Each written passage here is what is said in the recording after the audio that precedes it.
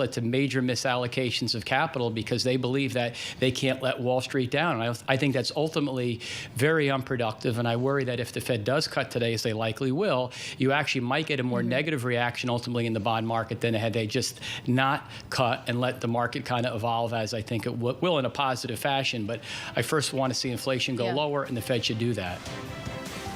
All right, Joe Livornia, thanks for joining us here on Bloomberg TV and radio. He's chief economist with SMBC Nikko Securities America, former chief economist at the National Economic Council in the first Trump White House. That wraps things up for Balance of Power. I'll see you in the late edition at 5 p.m. And in the meantime, a special edition of Bloomberg Surveillance, The Fed Decides, with Tom, John, and Lisa in New York starts right after this. The Middle East and Africa regions are home to some of the biggest deals and fastest growth in the world. Vibrant resources and high-yield investment opportunities abound. I'm Jumana Versace. Join me on Bloomberg Horizon's Middle East and Africa for the stories, newsmakers, and insights shaping the decisions of traders across this exciting region. We're scaling up at incredible pace. This region is growing so rapidly. The opportunity is really huge. Only on Bloomberg. Context changes everything. Live from New York City, live, TK, for our audience worldwide. Good afternoon. Bloomberg's The Fed Decides starts right now. This is a special edition of Bloomberg Surveillance with Jonathan Ferro, Lisa Abramowitz, and Tom Keene. Bloomberg Surveillance, The Fed Decides.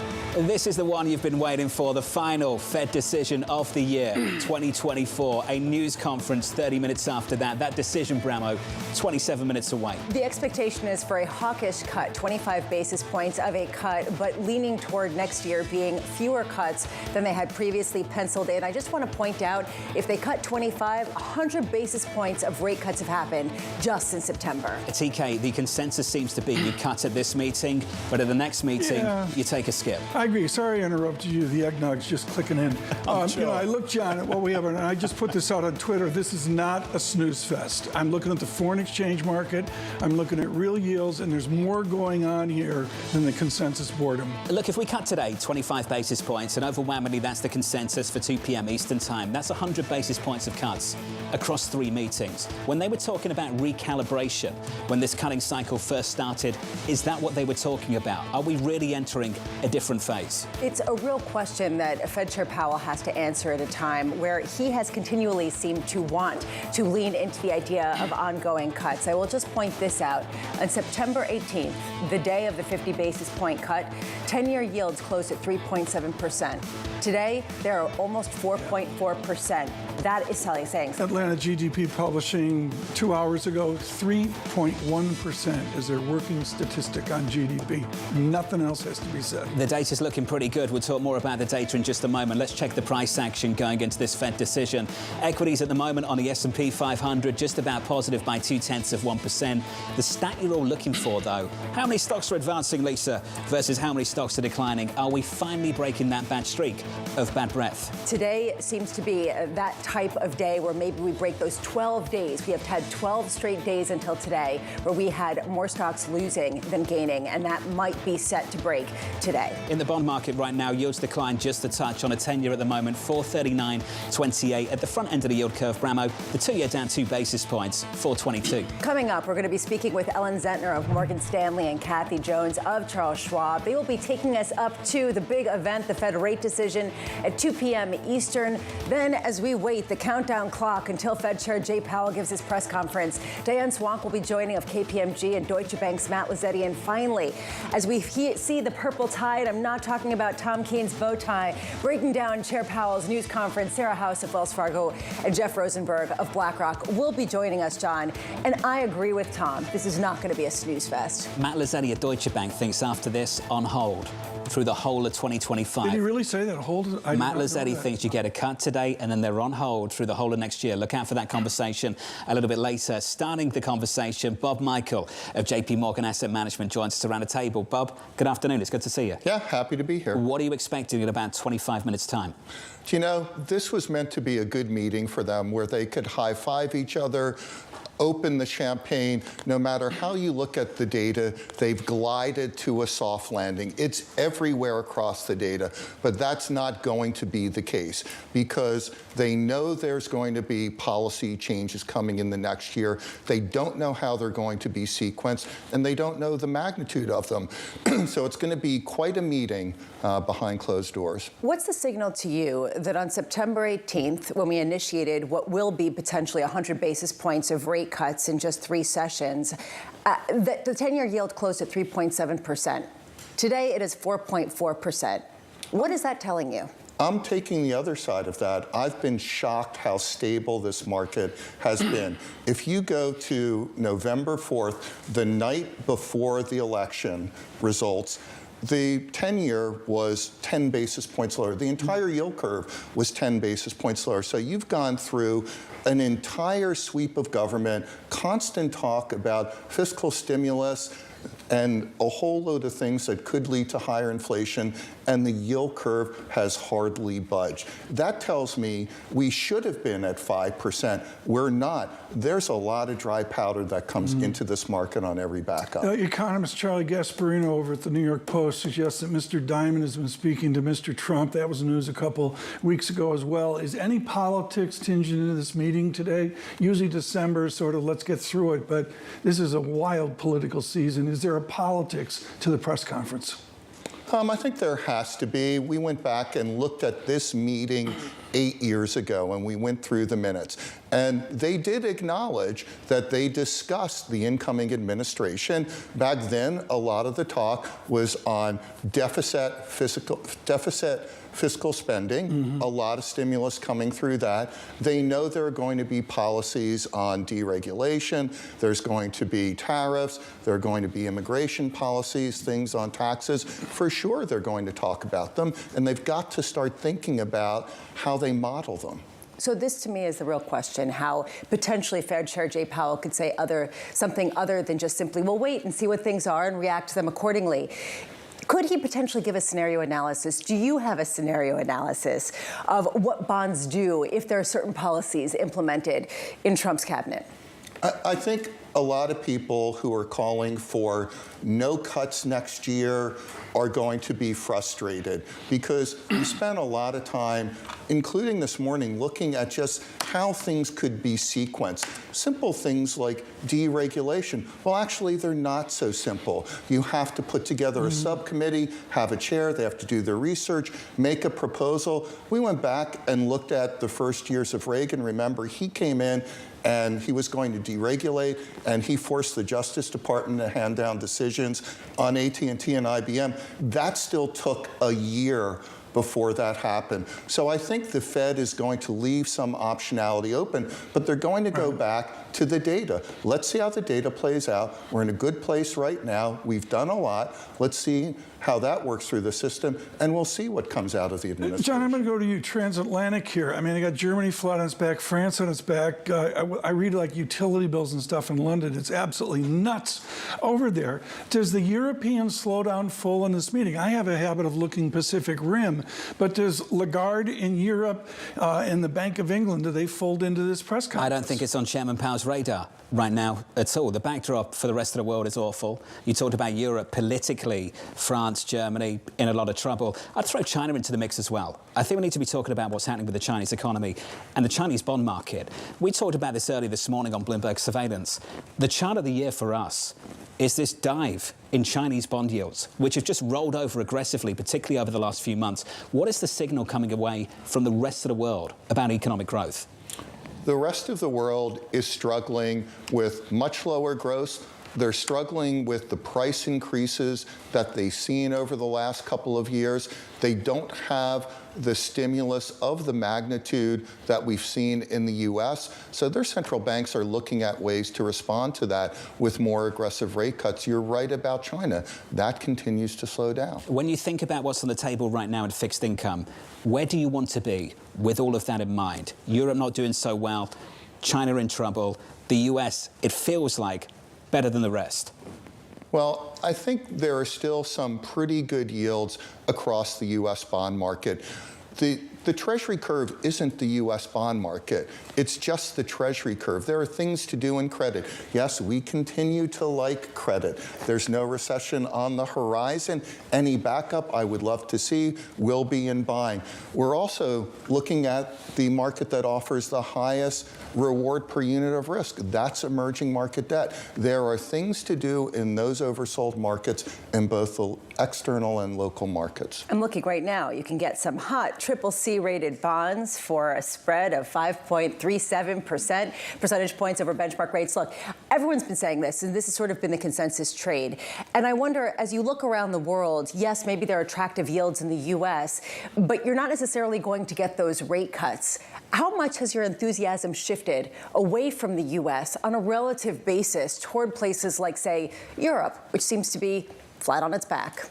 Yeah, it's a good place to pick up duration. You get some anomalies where you've got France converging with Italy. We didn't think we'd see that, so that creates some opportunity. Growth is slowing down, but the corporate bond market still looks okay there. I'd also just want to point out that today's CCCs are tomorrow's BBBs. So there is a ratings migration underway. Hold up, Bob Michael. You buying CCCs? You like the junkiest of junk? We have been buying CCCs, and they have played out very well for us. And I'm sure when I was here a couple Fed meetings ago, I did mention that in September. That spread has a 5 handle now. It had a 9 handle back in the summer.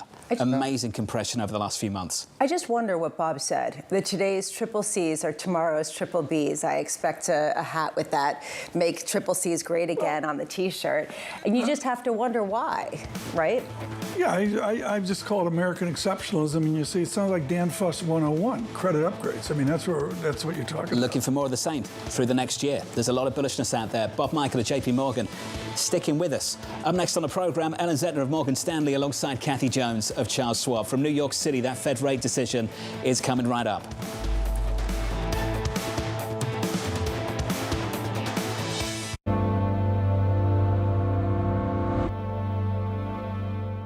Key investors, top executives, global innovators. Join me for in-depth conversations with the biggest newsmakers on the day's top stories. Insight with Haslinda Onen, only on Bloomberg. Names that move markets are on Bloomberg. Our budget proposes an additional $3 trillion of deficit reduction over 10 years. And I think that's necessary to make sure that our fiscal path is sustainable. Now, Congress hasn't done anything, beyond what I've mentioned to improve the fiscal outlook, and I think that's a shame.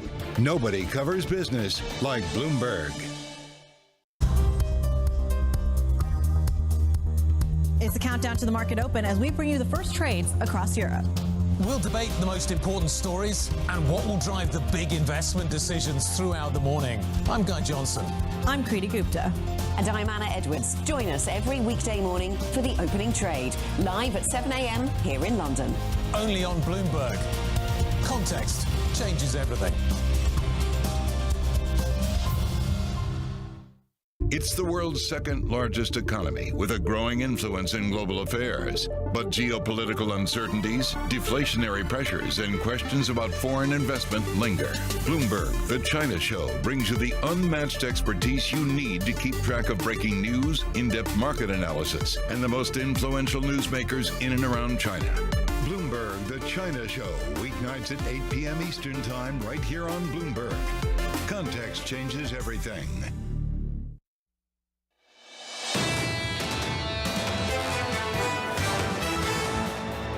The expectations going into this FOMC meeting are that, yes, there'll be a 25 basis point cut. People are setting up for the potential for the Fed to sound hawkish. He's going to be setting the stage for a pause at the January meeting. Markets are very certain about December being a cut, and they're pretty certain about January being a pause. They're going to wait and see what the Trump administration wants to do and if those policies are inflationary. Powell is going to be sticking to this idea that we don't guess, we don't speculate, and we don't assume. We are looking for a Fed that remains very sensitive in terms of the economy. He's going to be relying on this idea that the economy is in a good place.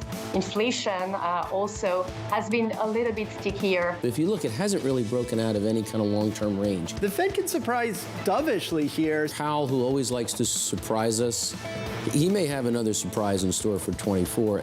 We'll see. 15 minutes to go until that decision. 30 minutes after that, we get a news conference with the man himself, Chairman Powell. Into all of that, here are the scores. Equities at the moment on the S&P 500 this afternoon shaping up as follows. Up 0.1% on the S&P, up by 0.5 on the small caps. In the bond market, 2-year, 10-year, 30-year. Your yield curve shaping up as follows. Bramo yields just a little bit lower, down about a single basis point on the 10-year. It's a break of 440 to the downside. Yeah, but we have made such a huge move since September 18th when we first cut by 50 basis points. The fact that we were there at 3.7% highlights a key question. Is this a market that basically is coming around to a stickier inflation that Jay Powell has to reflect? Those higher bond yields have been feeding some real dollar strength through the year so far in G10 and against EM. Euro dollar right now just about holding on to 105, 104.91. Joining us around the table, Ellen Zentner of Morgan Stanley alongside Bob Michael of JP Morgan. Ellen, it's good to see you. Let's talk about this decision in about 13, 14 minutes' time. Three-part act. We get the decision, we get the forecast, then later we get the news conference. How are you expecting the forecast to change in a few moments' time? Yeah, so I think the forecast, look, the Fed always has to mark to market for what's happened in the economy, and is there anything that's changed their opinion about the future? So, look, growth is stronger. Unemployment rate is a little bit lower than where they thought it would be, even though we've had the pop-up more recently. And inflation is stickier. And so you put all that together and you shake it up and put out your new 8-ball, right? Your magic 8-ball. You use an 8-ball? And it tells you, I do, Tom. That's how I've been so accurate over the past couple of years, right? It's one step better than... The career's built on an 8-ball, TK. Yeah, it's one step better than licking your finger and sticking it in the air. It's a Keynesian 8-ball. Yeah, so, and what is that going to tell you? That they probably, if you had an idea you were going to cut 4 times next year, probably one less cut, you know, but is it really going to matter? Because Chair Powell will say the usual, that the forecasts mean nothing. It's a fun exercise for everyone to mark down something on paper, and who knows what we're really going to do. You said something back, it was back when Tottenham was supposed to win Premier League, where the basic idea is the consumer's on fire and the halves of the consumption are really, really on fire. I got an Atlanta GDP now of 3.1%. Are the halves of America, are they supporting us? And is that in the calculus of the Powell press conference? Well, so Powell often gets asked about, at least at conferences often, what about the inequality among the consumer sector? I don't like having all our eggs in one basket, and the wealthy consumer is propping up aggregate demand overall, carrying more than their fair share. And so really the question is, which the Fed can't answer, what gets the wealthy to stop spending? That's a risk for the outlook.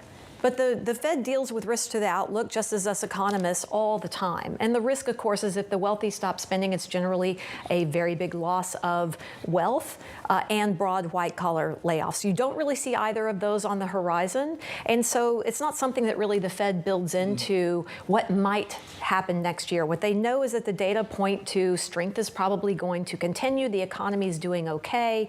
We've done some cutting here, and we can probably pause, but we're not sure. We're just going to watch the data, but it means we probably don't need to keep going every meeting. To build on what you're saying, people who are wealthy, who have money invested in the stock market, feel great this year. They feel really good. They've gotten a lot of money, and Bob the feels wealth especially good. Bob is doing wonderfully, and we'll get to People are putting money in bonds too, not just equity. That's okay right. with that. Good plug. But there is this sense that the Fed doesn't necessarily consider markets that much anymore. Financial conditions, they still talk about them being restrictive, even with record highs, 57 record highs, I believe, on the S&P 500. At what point will that be something that they consider as a reason why this can either continue or maybe overheat? Well, I don't think you're going to hear Chair Powell today say that financial conditions are tight, because really you can't, there's hardly a segment of the market where you can point to and say conditions are tight. I mean, for lower income, lower credit quality borrowers, are conditions tight?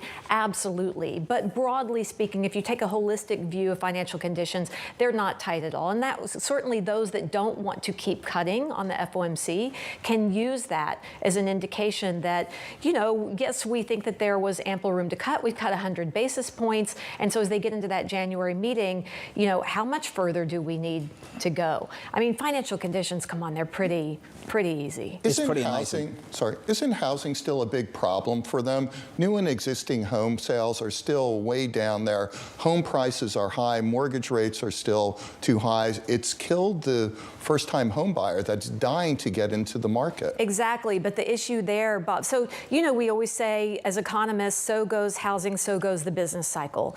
And so, but housing for the majority of homeowners, right, locked in at very low mortgage rates, housing has been phenomenal for them. And yes, there's a lot of pent-up demand for selling, and people don't want to sell because they don't want to get a new mortgage at a higher rate. And it does create those issues for new home buyers. But they still have to go out and spend in the economy. And because it's really, how does housing impact the economy broadly? It's through home valuations. And of course, this is a dynamic that supports home valuations because there's no inventory. And so for the Fed, I think more of their issue is going to be when do mortgage rates respond more to sort of the path priced in for the Fed, that the Fed's going to keep dropping rates, mortgage rates come down. You're going to have a surge in selling, a surge in buying that's going to constantly meet and kind of keep that soft landing in place. I mean, this just continues to support the soft landing thesis, the housing market that we have. Just to unpack some of this, it all feeds into a bigger debate they'll be having at the Federal Reserve, both yesterday and this morning, no doubt. The neutral rate. Just where are we and where is it? The market seems to be close to 4. The committee seems to be closer to 3. Do you think we closed that gap today? I always think the neutral rate is cycle dependent. In the cycle we were in November 4th, I think it was closer to 3. In the cycle we're in today, with the prospect of a lot of stimulus coming, things like tariffs and immigration policy, which could raise costs, I think 4% looks to me to be more. You think the election changes the story that much? 100%, everything changed. Do they begin to respond to that at today's meeting with these forecasts? I think, again, looking back at 2016 minutes from December, they start talking about it. They can't have their heads in the sand. Right, Ellen? You were in the room. No, absolutely. So, look, I completely agree with Bob. And even if you're not thinking about it cyclically, you think about what depressed neutral rates, right? So since the financial crisis, a lengthy period of deleveraging among households, other structural factors that were holding down neutral rates, that is gone. Right? We don't have a balance sheet recession. We don't have balance sheets weighing on longer-term neutral rates. And so what you've seen is that the Fed has been raising its estimate of the neutral rate for some time now, but you've got 19 people with different opinions, and it's a slow-moving beast, but the direction of travel is clear. And so you've got, it's drifting higher, and you've got folks at the high end of that, like a Tom Barkin, that believes that it is closer to 4%. And look, we're kind of closing in close enough to there that they can start to kind of slow down and see where we end up. Let's bring in Kathy Jones to continue the conversation, joining us from Charles Schwab. Kathy, welcome to the programme. You've been hearing the debate from the panel around the table. Do you agree with a lot of what you've heard? Yeah, I do. I think the big issue facing the Fed and facing the market is what we don't know about policy going forward. And that puts the Fed in a difficult place. They can do scenario analysis, they can start to talk about it, but they can't really take that much action yet until they know what those policies will be, when they'll be implemented, how, what the magnitude of them is. So I think they do sort of take a pause after this rate cut and reassess. I'm going to be very interested, though, to see whether there's a dissent. Will Mickey Bowman just say, I was not 100% on board last time and I'm really not on board this time, or whether, Powell will be able to get a consensus. It comes at a time where we've got 4.4% basically, but plus or minus, on 10-year yields. And I just wonder whether they'll talk about some of the borrowing costs and some of the deficit and how that might affect what term premium looks like going forward. Yeah, we've got the term premium being kind of a major driver of long-term rates in 2025. And clearly there's room for it. I think a lot more room for it to go up than down from here. that, informs us. Right now, you've got a 10-year yield of about 4.38. That's kind of pricing in a 3.5% Fed funds rate, give or take 3.5, 3.75, based on kind of long-term relationship. If that proves to be the case, this yield is not all that bad.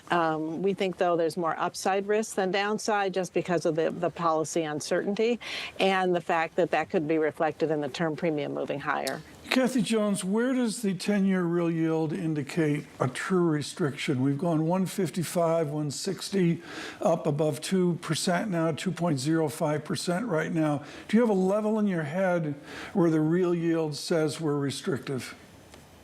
Yeah, I would think it'd be closer to 2.5% because it historically, well, it depends on which cycle in history you want to compare it to. But, 2.5% real yield has been something that has slowed things down in the past. Mm-hmm. But this could be a very different cycle because of the fiscal policy side of things. So I can't say that's the absolute top, but I'd be very surprised if it gets too much above that. Michael put his hand up and said, Tom, talk to me nominally. Arif Hussein over T. Rowe Price made some headlines, I think, 2 days ago. What if we get to a 6% yield? If we go away from your vector and we do break out to some form of higher yields, when does the pain click in on a nominal basis? Oh, I think above 5%. I think 5%. Yeah, I think the interesting thing is here, Ellen, Kathy, and I are all out talking to clients every day, largely in the wealth management channels, and I'm sure they've had the same conversation I've had, which is, I have too much cash, money market yields are coming down, where do I get into the bond market? Sometimes it's munis, sometimes it's in things like income funds or opportunities funds, but there's a lot of dry powder out there that will look at 4.5% to 5% as an opportunity to get in. So you disagree that the term premium, that yields sort of have a greater risk of going up from here than down? If they did, we would have seen it already. We would have been north of 5. Do you agree, Ellen?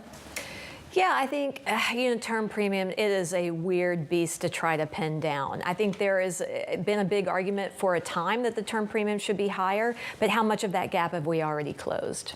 Kathy, I just want to give you a final word here on this debate. Looking ahead to next year, how many cuts are you expecting, and how many cuts do you think they signal in the dot plot today? Yeah, we have 2 cuts priced in. I think they'll signal 3 for next year. That would be my guess. Slowly closing that gap. Kathy, appreciate your time, as always. Kathy Jones there of Charles Schwab, and a special thank you to Ellen Zentner of Morgan Stanley as well. That decision is about 2 minutes and 30 seconds away. This is a 3-part act. The first part, you get a decision in the statement. Any dissent, you'll find it there if we get any. You also get what's called the SEP, the Summary of Economic Projections. That's where all the forecasts are. Inflation, unemployment, growth. You'll find the dot plot there as well.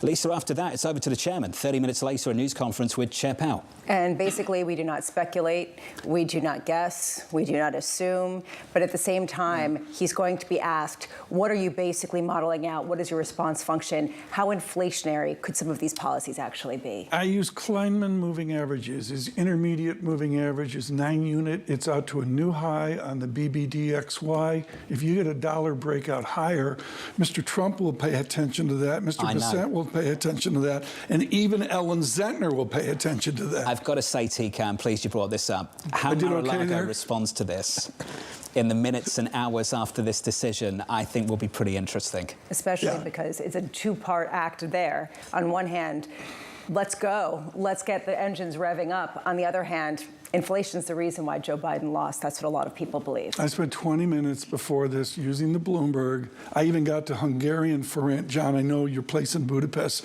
You cared about that. Bad year, I think, down double digits against the dollar. Yeah, for separate reasons, it really popped. But it's worth watching EM here. Welcome back, TK. I've missed these conversations. It's just going out there, bringing up Hungary. Do you remember those Swiss franc mortgages all those years ago? Yeah, the Swissy foreign mortgages. Who would have thought we'd be talking about this 50 seconds out from the decision? But that was a real thing. That was a problem in the day. Actually, right now, there are nodes of that happening in different places. I mean, check out what's going on in Brazil. Let's hope that Brazilians haven't been taking Swiss franc mortgages, because they've probably been in a lot of trouble after the performance of that currency this year. Let's turn to the scores. That decision is 30 seconds away. Equities on the S&P 500 positive by 0.2% on the S&P. Some outperformance so far this afternoon on the Russell. The small caps up by 0.65%. If you switch up the board and get to the bond market story, check out the yield curve. We'll slice this up On the 2s, the 10s, the 30s, yields are coming down at the front end of the curve by about 3 basis points to 421.30. On a 10-year, we're down a single basis point to 438.29. With your Federal Reserve decision, the overwhelming consensus saying a 25 basis point cut. Here's Mike McKee. It is a 25 basis point cut, and the number of cuts forecast for next year has been cut in half to just 2. Another 2 are seen in 2026 and 1 in 2027. And as the long-run Fed funds rate expectation rises to 3%. If that's basically seen as Fed officials' view of the neutral rate, they won't get there under this dot plot until 2028. We have one dissent. New Cleveland Fed President Beth Hammack casts her first, preferring to leave rates unchanged. Interestingly, 3 other members of the committee, presumably non-voters, agreed with her.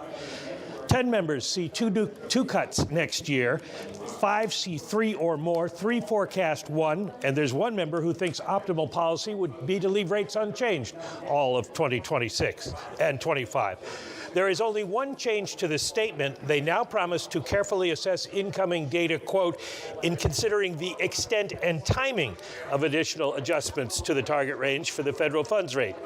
There's no change to the committee's view of inflation, which has, quote, made progress toward the committee's 2% objective, but remains somewhat elevated.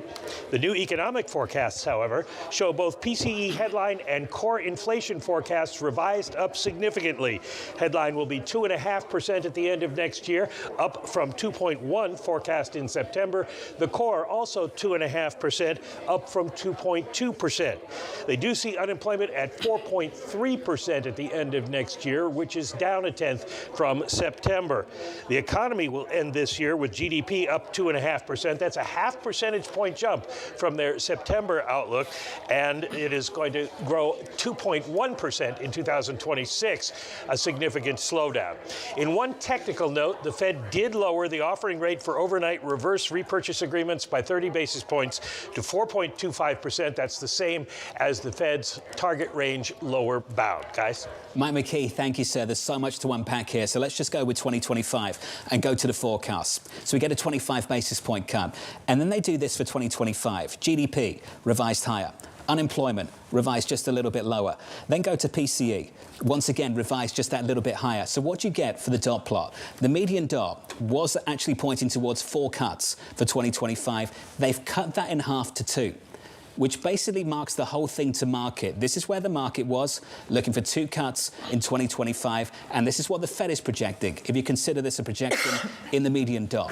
Turning to the price action off the back of this, we unlock another dose of dollar strength. Euro-dollar breaking down to 104.44 off the back of that move in the bond market, with yields higher at the front end of the curve on a 2-year up by 3 basis points to 428, on a 10-year up by a single basis point to 441. In the equity market off the back of that, we come off session highs. On the S&P 500, we are just about unchanged. So if you are just joining us, welcome to the program. It's a 25 basis point reduction from the Federal Reserve with a sprinkle of dissent and some big changes, Lisa, to the forecasts for 25 and beyond. And what you can see is basically the market readjusting, but not necessarily a freaking out. I think it's fascinating, the idea that Beth Hammack, the new Cleveland Fed president, is the lone dissenter.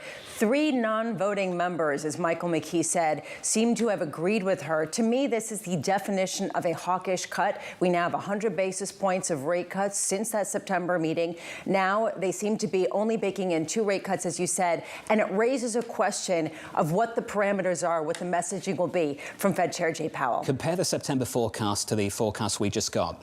Where they thought Fed funds would be at the end of next year is now where they think Fed funds will be at the end of 2026. They've pushed the whole thing out 12 months. Now, the debate we're going to have, and no doubt the debate they'll have in the news conference with Chairman Powell and the journalists, how much of this is about realized data, the data we've had since the September meeting, and how much of this is about assuming, speculating, guessing what's about to happen with policy? Well, and ultimately, how much can they divorce the two if they're looking for signals from the collective betting agency, the collective wisdom of the crowds of markets? At a certain point, they have been following the market in certain aspects. And in this case, the market is inferring certain things about policies, and the Fed cannot ignore that. But I want to hear from Fed Chair Powell this afternoon in just about 25 minutes' time. What is your scenario analysis? How do you take into stride the prospect of both tariffs as well as potential changes to immigration. To me, the character of the dissent's interesting. I don't have time to study it, but the uniqueness of, she's quantitative economics out of Stanford. She certainly knows her way around the block, but that's something. Your first meeting and you dissent?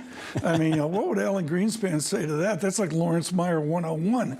But the answer here is the markets are moving. I'm looking at yen out to a 154 level. Damien would look at it 8 different ways. But the answer is this is not a snooze fest, and there's a lot going on here in a more than expected hawkish cut. This is what they call a hawkish cut. I could not agree more. And that's judged by what's happening at the front end of the curve. Even as they reduce interest rates by 25 basis points, the 2 years higher by 7 basis points. We're back through 430. Bob Michael at JP Morgan's had some time to go over the statement, to go over the projections and the market reaction. What do you make of this one? Well, I think they have an incredible sense of self-awareness, that the economy looks great. The fourth quarter is going to come in around 4%. You've got unemployment at 4.2%. They'll take the side of it that says that's a pretty good level to be at. Inflation's a little bit above their target. What's the rush to keep cutting rates? Let's just back up a little bit. I think also they do have to listen to what's being talked about at Mar-a-Lago. And there is a lot being talked about. Not any of it is going to be disinflationary or a headwind to growth. And they have to begin to model that in. I actually think they did the right thing. I'm pleasantly surprised they went to 2 cuts next year instead of 3. We'll see what happens. I mean, do they model in, does the Trump administration model in his behavior, his statements on strong dollar that we saw, I don't know, 8 years ago, whatever the math is? Or is there going to be a different discussion about the efficacy of a strong dollar for President Trump? He's going to demand a weak dollar, we got to have exports up, or is there new behavior? I think that's something we're just going to have to wait and see. I think there's still a view that the exceptionalism of the dollar is another one of these things that's potentially overinvested in. And suddenly, if you see policies coming out of the administration on tariffs that aren't as severe as expected, then you're going to see a lot of the foreign economies, a lot of the currencies and bond markets start to appreciate a bit. Do you think that it was a mistake, and essentially this is the Fed walking back what Fed Chair Powell said about we will not welcome any further weakening in the labor market?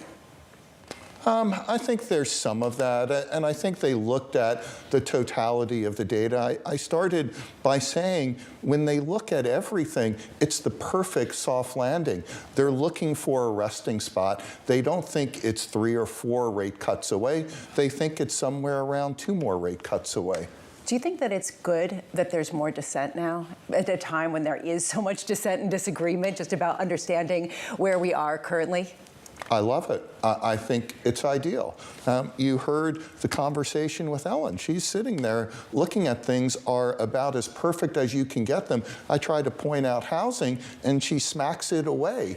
And I think that's what you're getting at the Fed, which is, you know what? Inflation's a little higher than we want. Growth is a little bit firmer than we thought. The labor market looks pretty healthy. And by the way, has anyone talked about holiday sales? The consumers looked pretty good. What are we doing cutting rates further?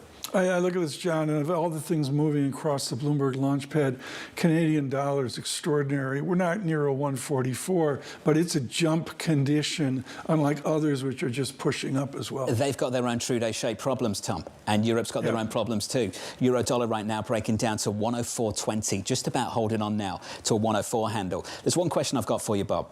It's a forecast we haven't talked about. The longer run dot, it is inched up by like that much, from 2.9 to 3. Is there not a bigger realization going on at the committee that that needs to come up a whole lot more? Why is this taking so long to draw that conclusion? Yeah, I think the realization is setting in, and I think having a dissenter on board is going to help drive that conversation. But if you step back and think where 3% is relative to a few years ago, that does seem pretty high. We had negative real Fed funds rates for a long period of time. The very first dot back in 2012 was 4.25%. Now we're right about that 4.25%.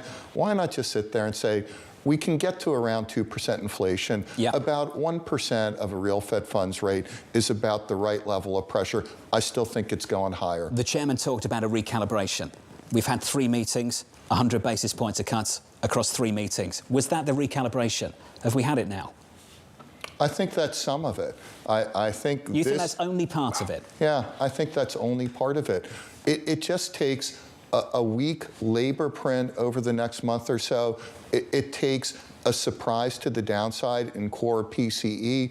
One of those things to remind the Fed that this level of rates with a 4 handle in this economy that's come from 0 interest rates is still somewhat restrictive, and there's more work to do. If you are just joining us, welcome to the program. 10 minutes ago, a 25 basis point reduction from the Federal Reserve. A sprinkle of dissent, but that's not where the headlines are. The headlines are in the summary of economic projections, released alongside the statement from the Federal Reserve, where they increased their forecast for GDP for 25. They took down their unemployment rate forecast. They pushed up their forecast for PCE, and they did this with interest rates, projecting rates would drop only to 390, when previously they were looking for 340. So the Federal Reserve essentially, for the median dot, has gone from projecting 4 cuts in 2025 to just 2. Off the back of that, in the bond market, yields are higher, the dollar's stronger, and equities are rolling over. On the S&P 500, we are down by 0.6%. To weigh in on this, Diane Swonk of KPMG joins us now. Diane, you've had some time to pore over all of this. Let's start with those projections. Was that in line with what you were looking for? Actually, it is, and I'm glad to see it. I thought that the Fed was going to, if they were going to do a quarter point, which was already priced into the market, that they had to scale back dramatically, at least by half, their forecast for rate cuts next year, which is what they did. And the disagreement within the committee is exactly what you would expect. There's a lot of debate right now about how close are we actually to neutral. And in fact, you know, the new Cleveland Fed president was one of the ones that said we may be closer than you think. So it's not so surprising that she cast a dissent, even though it's her first meeting. It's also her last meeting to vote before we see Austin Goolsbee roll back onto the committee in January as a voting member. I think it's not surprising at all that there were 3 participants at the meeting that also agreed that they don't want so many rate cuts next year. The economy, they can do it without front-running any policies. Right now, the economy has come in much stronger than they expected. There's been upward revisions to both employment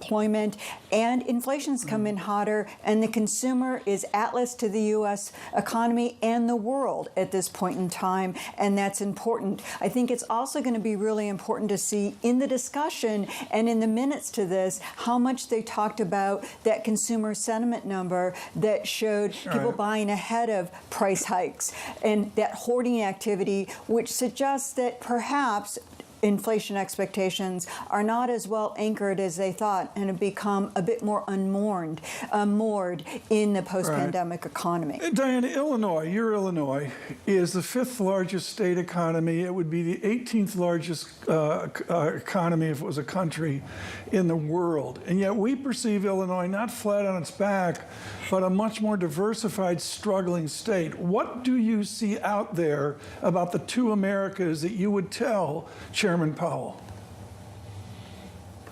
Well, you know, I don't need to tell Chairman Powell anything because he spends a lot of time looking at both Americas. I think people don't realize how much time he spends talking to people who are trying to upskill themselves and get out of being paid by the government and get training, especially single women with children. I know how much he spends time. He doesn't want to spend time just talking to executives when he goes out to all of his regional visits at the Fed. He actually asks to see the underbelly, to see where people are struggling, what's really going on. I think what's important, I mean, I think about this in my own situation. My son, when I asked him what he wanted for Christmas, he asked me to donate to the homeless.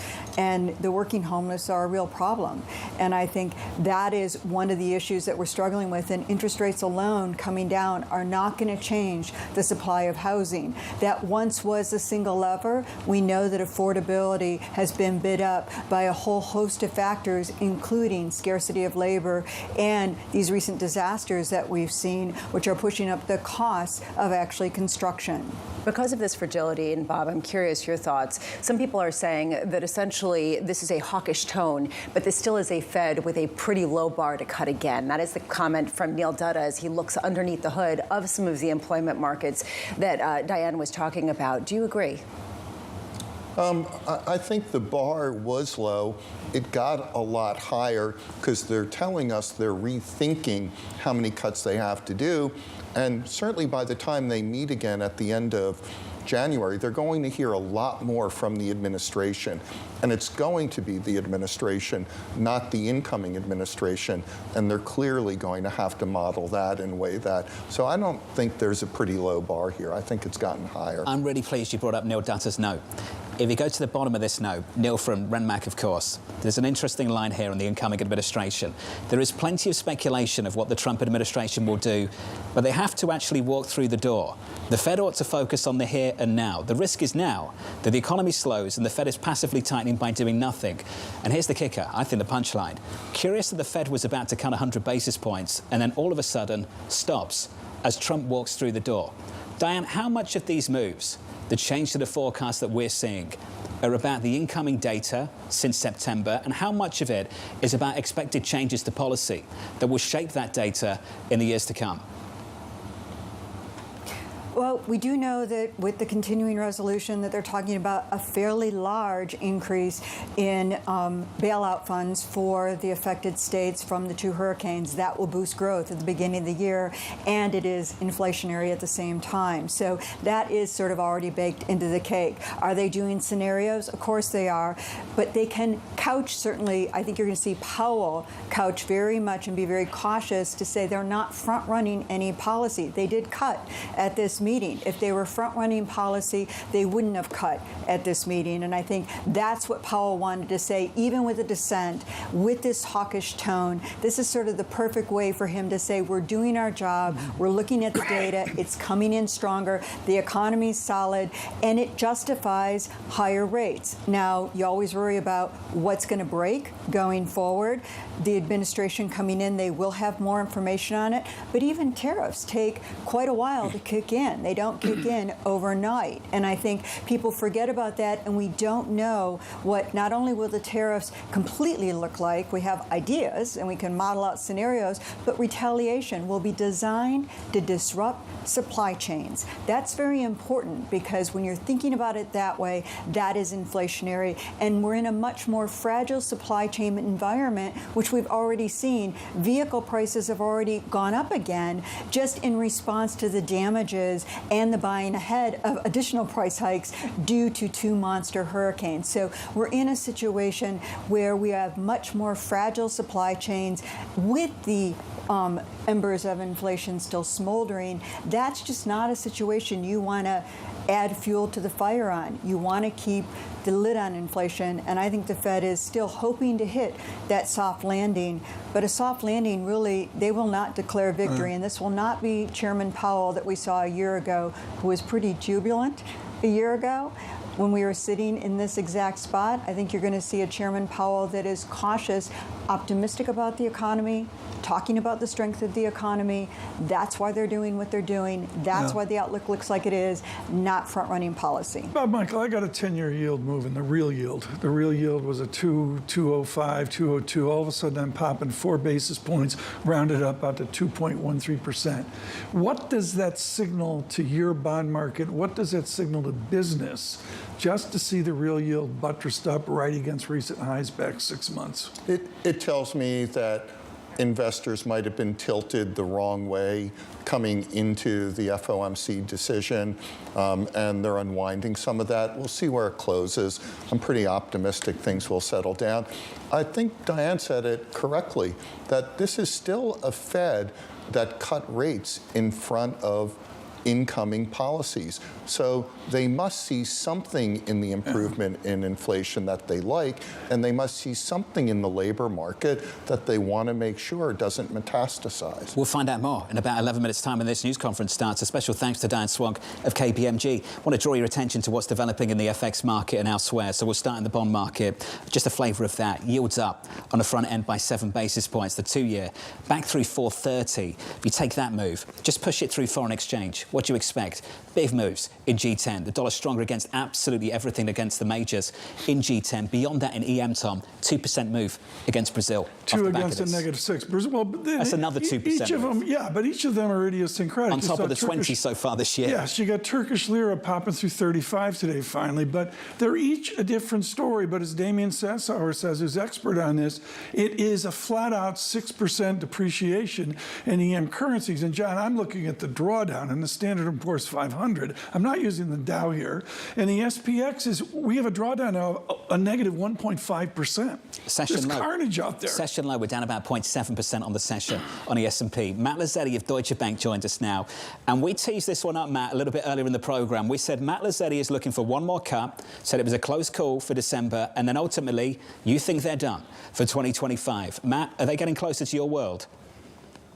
Well, yeah, I mean, you have to say that the dots move closer to that world today. I think really importantly within the SCP, obviously a lot of focus on the dot plot, but what drove that was this big upward assessment in inflation. They moved up their core PCE inflation forecast to 2.5% next year.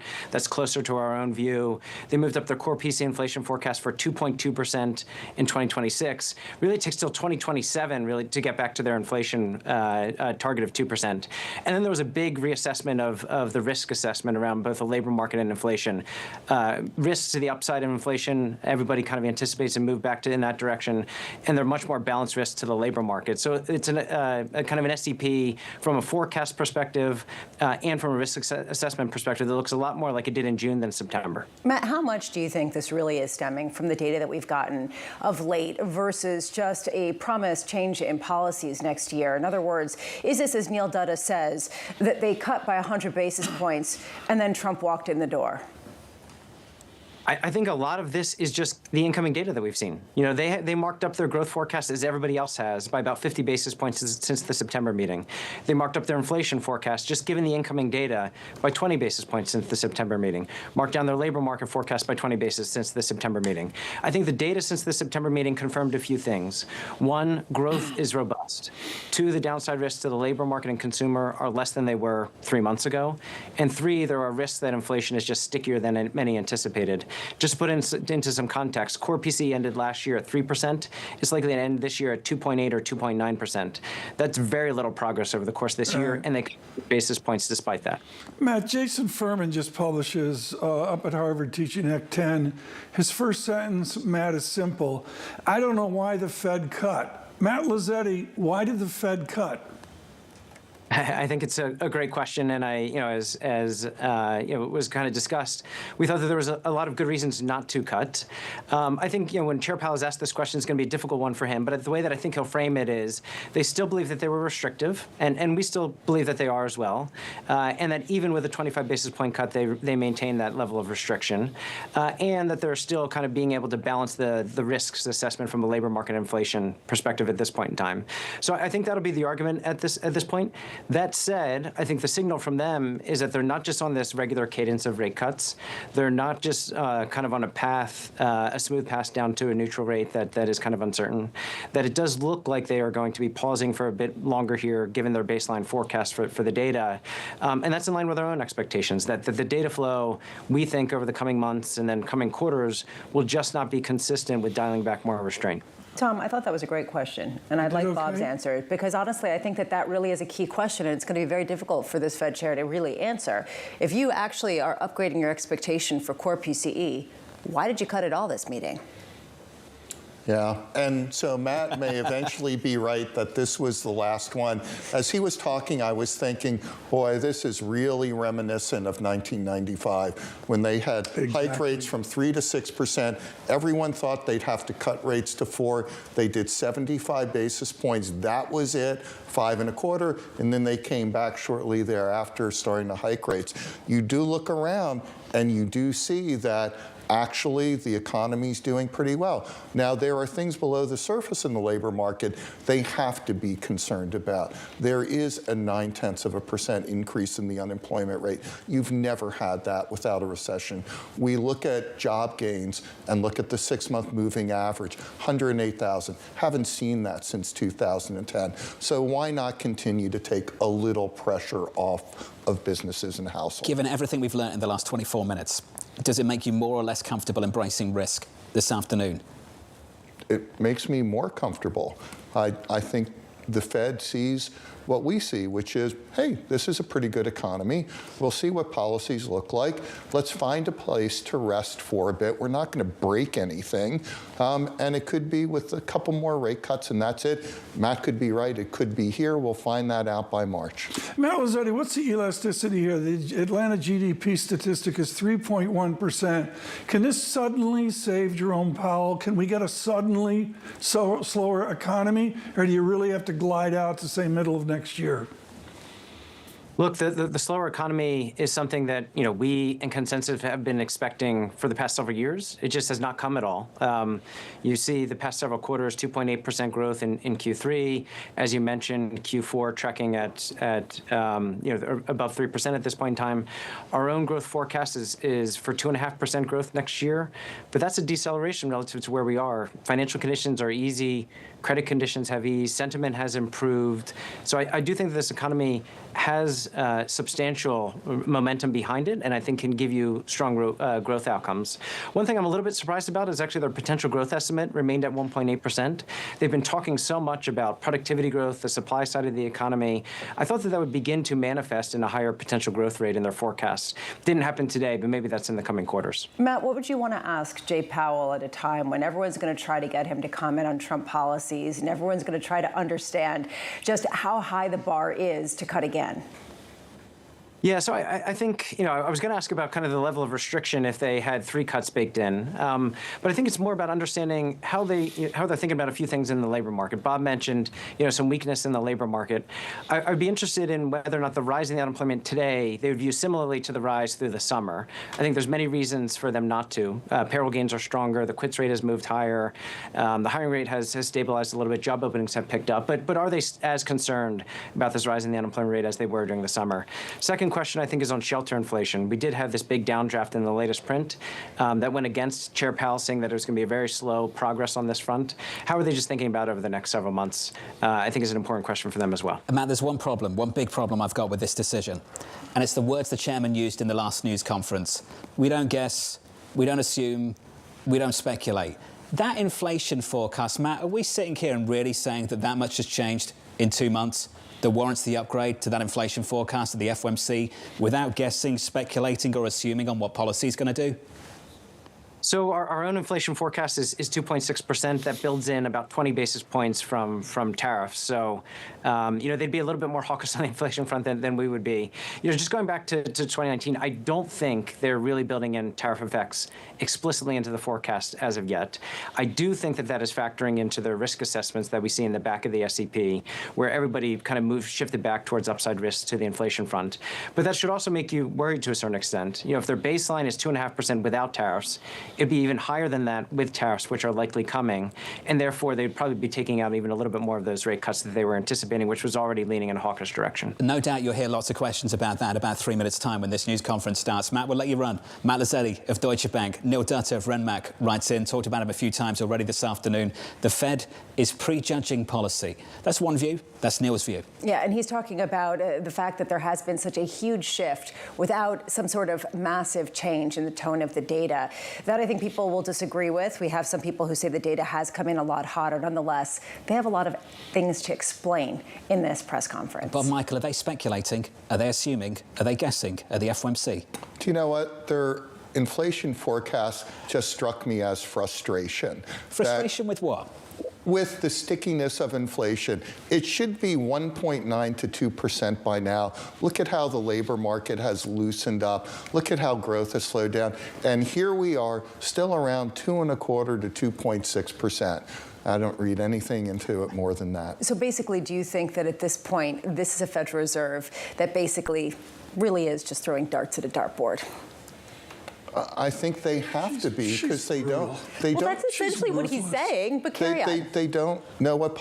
By the way, back in 2009, they would have forecast 2.25 to 2.5 because remember they had the flexible average inflation targeting. They wanted higher inflation for a period of time, and that's what existed in '95 during the last soft landing. Now, they don't guess, speculate, but they model, and they've modeled sort of something. The same thing. Yeah, well, I brought this up with Hollenhorst. Let me bring it up with you. It's real simple. Are they going to stay on an ex post method that they've used for 400 years, or are they actually getting out front and predicting? I don't buy it. They got to be ex post. They got to wait for GDP to crack, for unemployment to get to 5%. Right now, they have the cover of both, don't they? Yeah, exactly. I mean, they're just an ex post machine. That's all there is to it.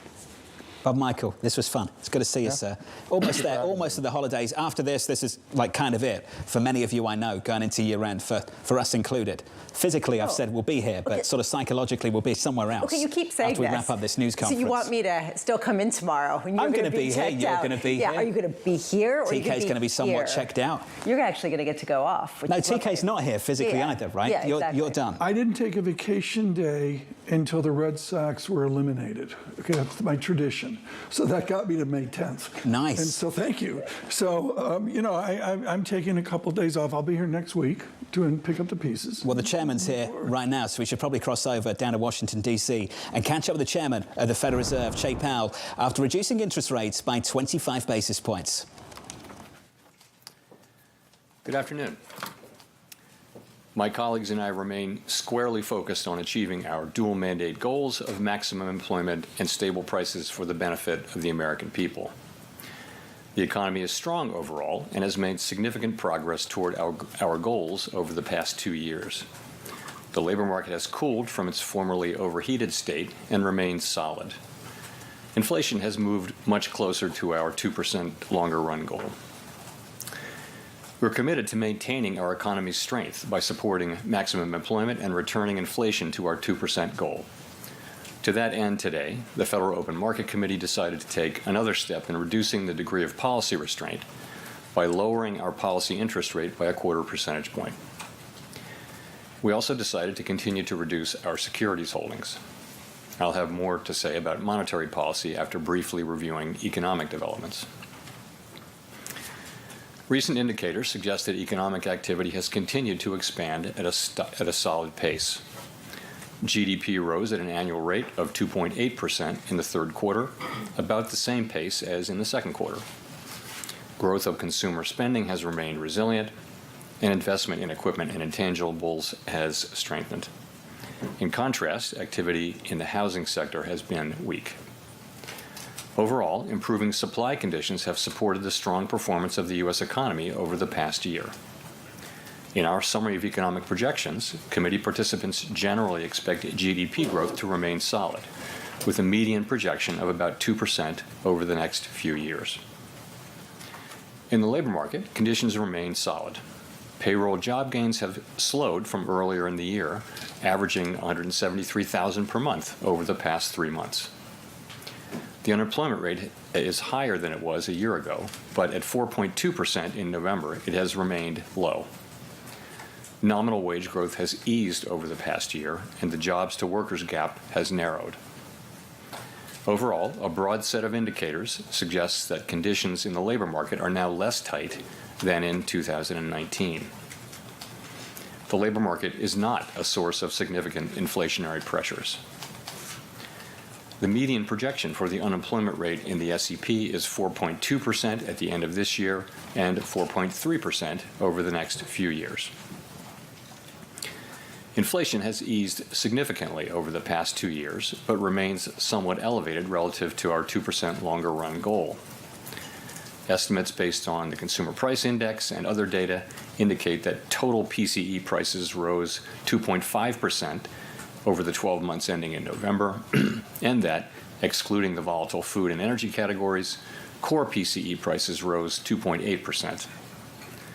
Longer-term inflation expectations appear to remain well anchored, as reflected in a broad range of surveys of households, businesses, and forecasters, as well as measures from financial markets.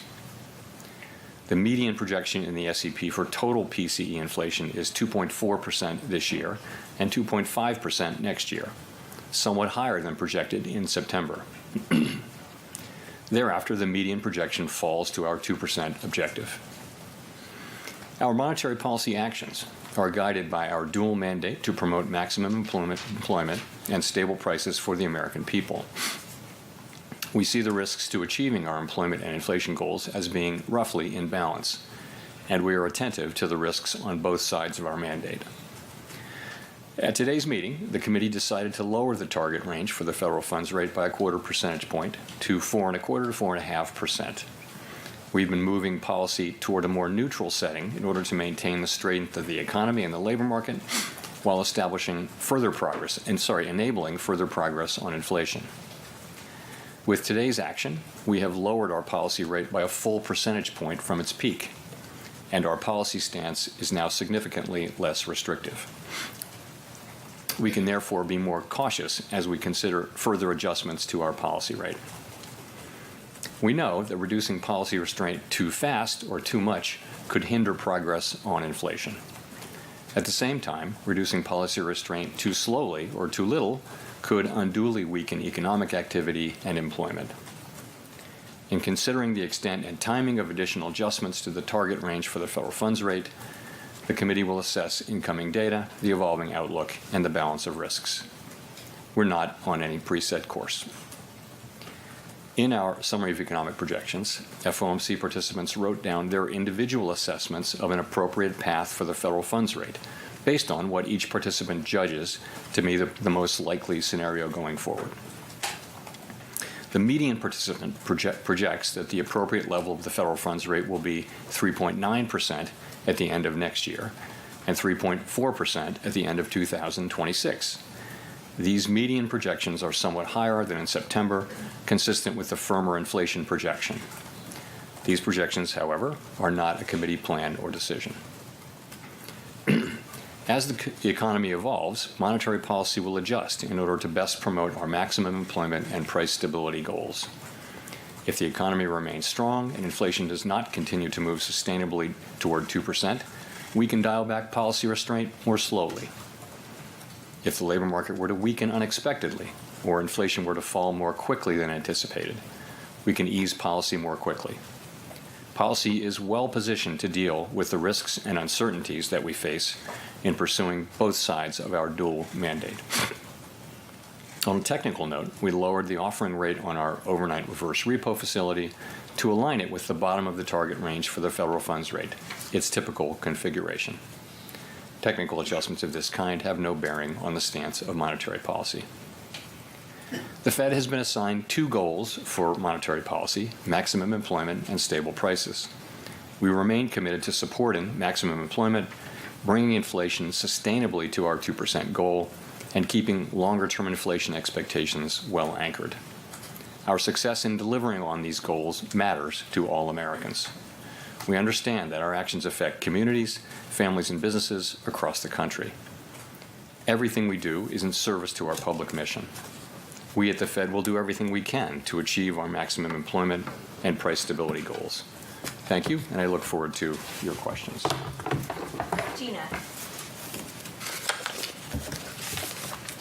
Gina Smialik with the New York Times. Thank you for taking our questions. I wonder if you could talk a little bit about why officials think it's appropriate to cut rates at all in 2025 if inflation is expected to remain firm throughout the year. And what would you expect at this point the timing might look like? Would a January cut potentially be possible, or does a pause next month seem more likely? Well, so let me start by saying why we cut today and then move to 2025. So I would say today was a closer call, but we decided it was the right call because we thought it was the best decision to foster achievement of both of our goals: maximum employment and price stability. We see the risks as two-sided: moving too slowly and needlessly undermine economic activity in the labor market, or move too quickly and needlessly undermine our progress on inflation. So we're trying to steer between those two risks.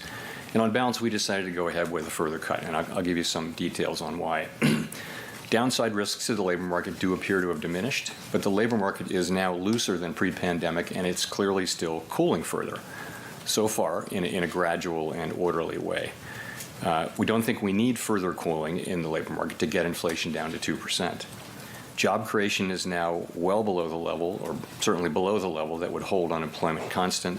The job finding rate is low and declining, and other measures such as surveys of workers and businesses, quits, things like that, broadly show a much cooler labor market than we had in 2019. It's still quite gradually cooling. So we keep an eye on that. Inflation, we see that story as still broadly on track, and I'll tell you why. We've made a great deal of progress. 12-month core inflation, as I mentioned, through November is estimated at 2.8%, down from a high of 5.6%. But 12-month inflation has actually been moving sideways as we are lapping the very low readings of late last year. Housing services inflation actually is steadily coming down now, albeit at a slower pace than we might like, but it has now come down substantially, and it is making progress slower than hoped. And we've had recent high readings from non-market services and some bumpiness for goods. So I'll just say, so remember that we coupled this decision today with the extent and timing language in the post-meeting statement that signals that we are at or near a point at which it will be appropriate to slow the pace of further adjustments. You ask about 2025.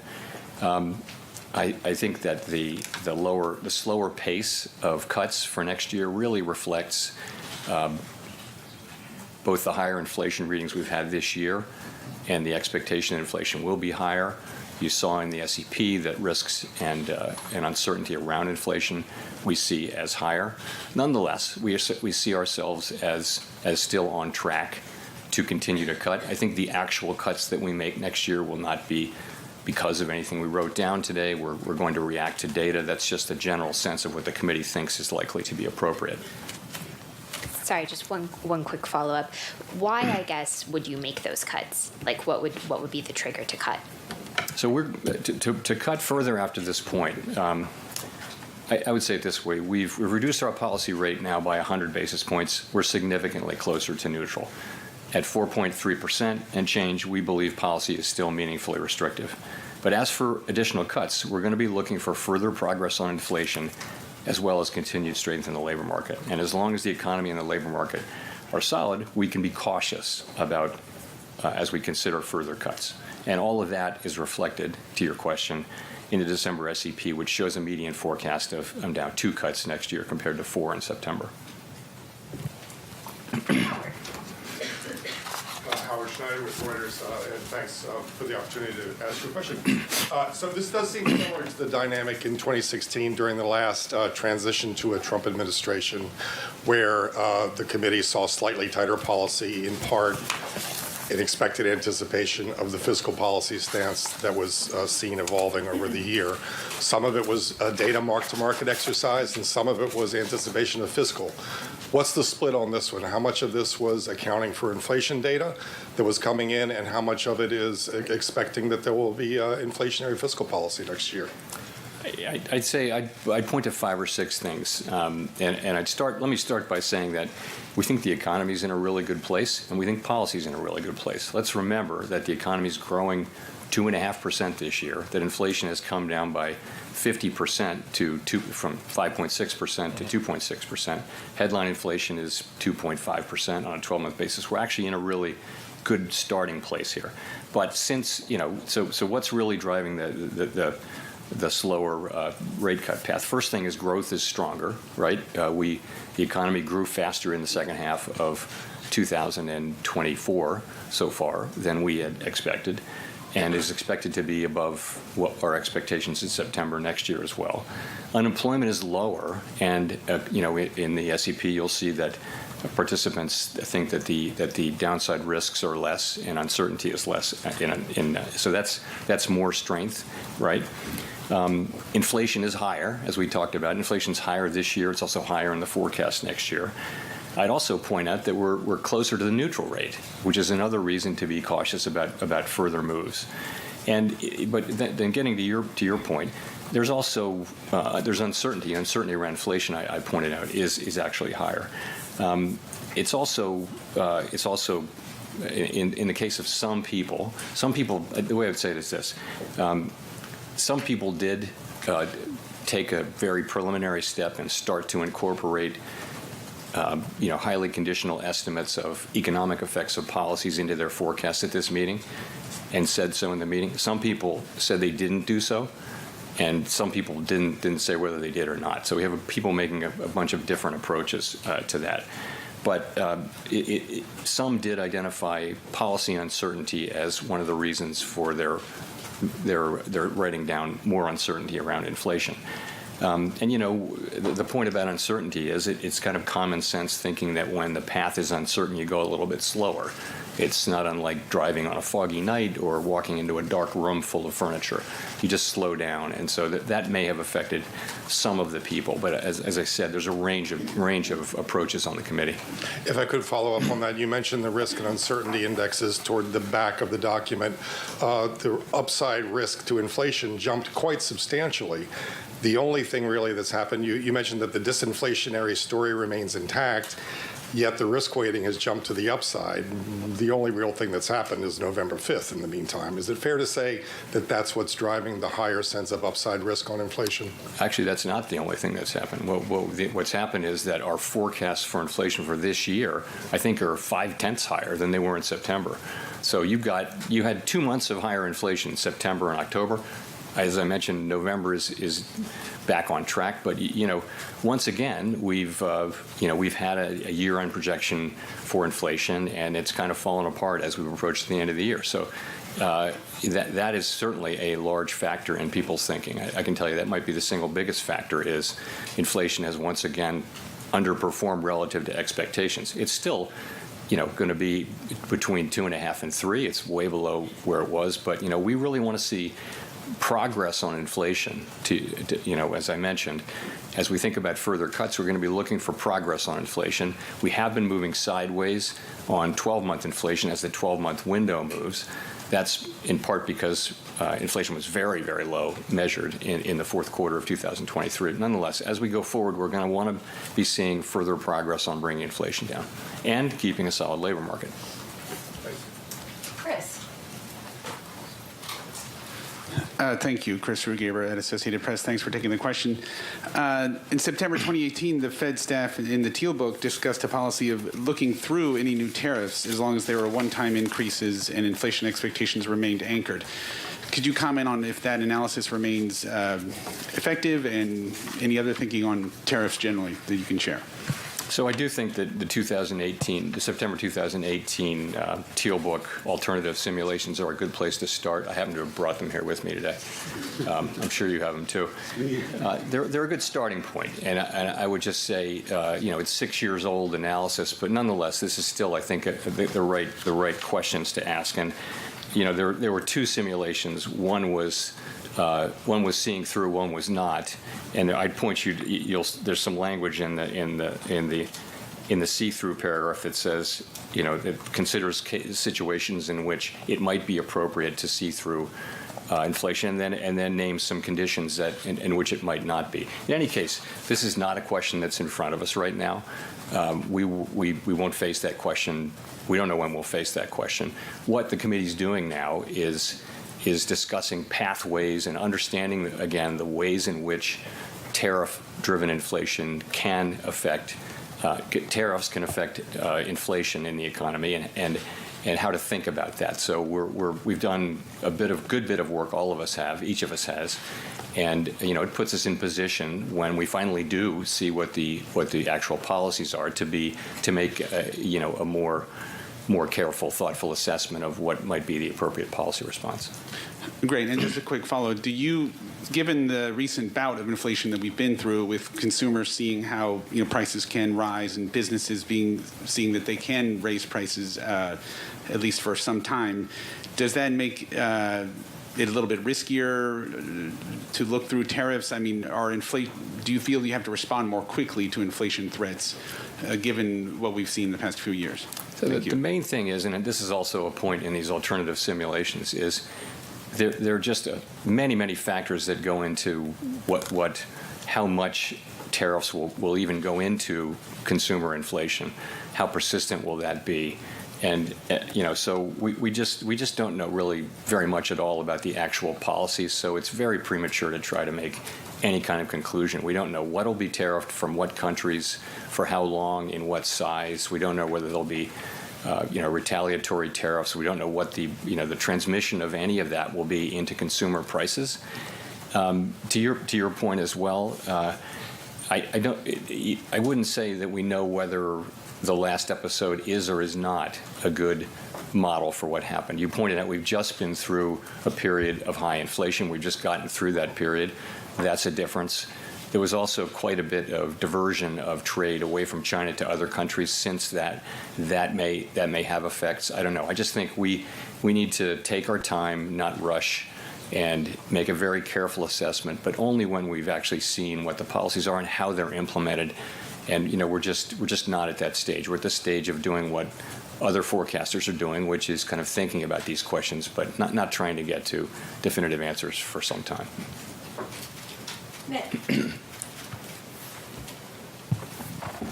Nick Timmeros of the Wall Street Journal. Chair Powell, to make sure I understand, participants today revised up their core PCE inflation projection for 25 so that the central tendency runs from 2.5% to 2.7%. And as Howard noted earlier, most of the committee sees the risks to those projections to the upside. So if inflation only declines next year from 2.8 to 2.5 to 2.7, what would compel the committee to be cutting in that situation?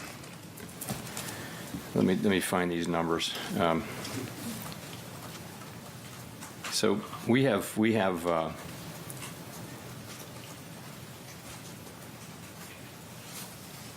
inflation coming down, core inflation coming down to 2.5 next year.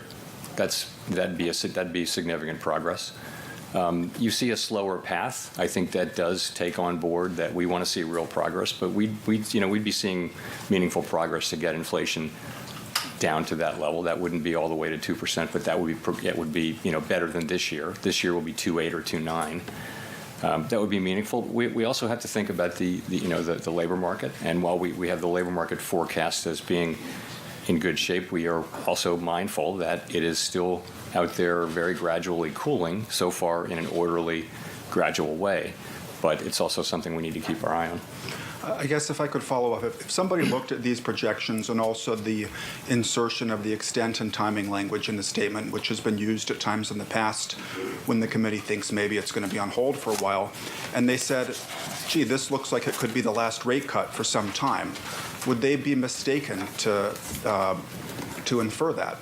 So that's not any decision that we made at all. Let me explain extent and timing. So the sense of that wording is to make clear that if the economy does evolve about as anticipated, we're at a point at which it would be appropriate to slow the pace of rate cuts. So extent, that just relates to how much further we can reduce our policy rate consistent with getting to a neutral stance. Clearly, that distance has shrunk by 100 basis points. So it's significantly smaller. So that's the extent question. And we're going to be looking for further progress on inflation as well as a strong labor market to make those cuts. Timing just suggests, again, that we're at a place where we assuming the economy develops as expected, we're at or near a level that will make it appropriate to slow the pace of adjustment. So that's what we mean by that. We're not trying to make decisions about the longer run. We're trying to make sensible policy as we go. And I just would emphasize the uncertainty, which is it's just a function of the fact that we expect significant policy changes. There's nothing really unusual about that. I think we need to see what they are and see what the effects they will have. We'll have a much clearer picture, I think, when that happens. Mike. Michael McKee from Bloomberg Radio and Television. Even though you've cut rates by 100 basis points this year, we haven't seen much change in mortgages, auto loan rates, or credit card rates. You say you're significantly restrictive.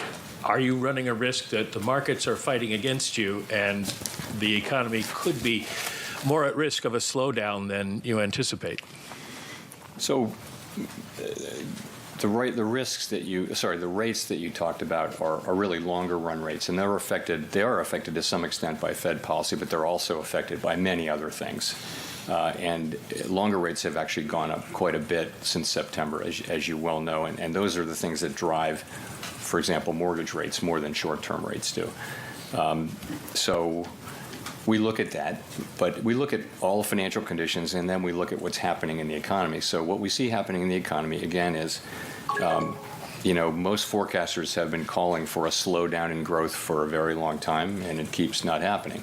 So we're now well into another year of growth that looks like it might be 2.5%. Second and third quarters were right about at the same level. So the U.S. economy is just performing very, very well, substantially better than our global peer group. And there's no reason to think a downturn is any more likely than it usually is. So the outlook is pretty bright for our economy. We have to stay on task, though, and continue to have restrictive policies so that we can get inflation down to 2%. We're also going to be looking out for the labor market. We want to keep the labor market pretty close to where it is. We're pretty close to estimates of the natural rate of unemployment. Job creation is a little below the level that would keep it there, but nonetheless close. And so that's what our policy is trying to achieve. If I could follow up by asking about your formulation for beginning rate cuts, included the phrase, we need to have confidence that inflation is moving down towards our target. Given the fact that you've raised your forecast for next year, do you have confidence, or are you uncertain about the path of inflation going forward? So confidence was our test for raising rates, and we made look at the broader sweep. We've made just a great deal of progress. We're well into the twos in core inflation, and around 2.5 or even lower than that we have been for headline inflation. So I would say I'm confident that inflation has come down a great deal, and I'm confident in the story about why it's come down and why that portends well. And I'll tell you why. Again, you do see with housing services inflation, which is one that we've really worried about, it really has come down now quite steadily at a slower pace than we thought 2 years ago, but it's nonetheless steadily coming down as market rents start to equilibrate better with new leases that turn over, not new tenants, but new leases. Market rents is new leases. So that's happening. That process is ongoing pretty much as we expect. Goods inflation, which is another big piece of it, has returned right to the range where it was before the pandemic. Just for some months this year, it kind of moved up in a bumpy way because of used cars and things like that. But we think overall that should generally be in the range it was in. That leaves non-housing services, and market-based non-housing services are in good shape. It's non-market services, and those are services that are imputed rather than measured directly, and they don't. We think they don't really tell us much about the about tightness in the economy. They don't really reflect that. A good example is financial services, which is really done off of asset prices. And that's how that inflation works.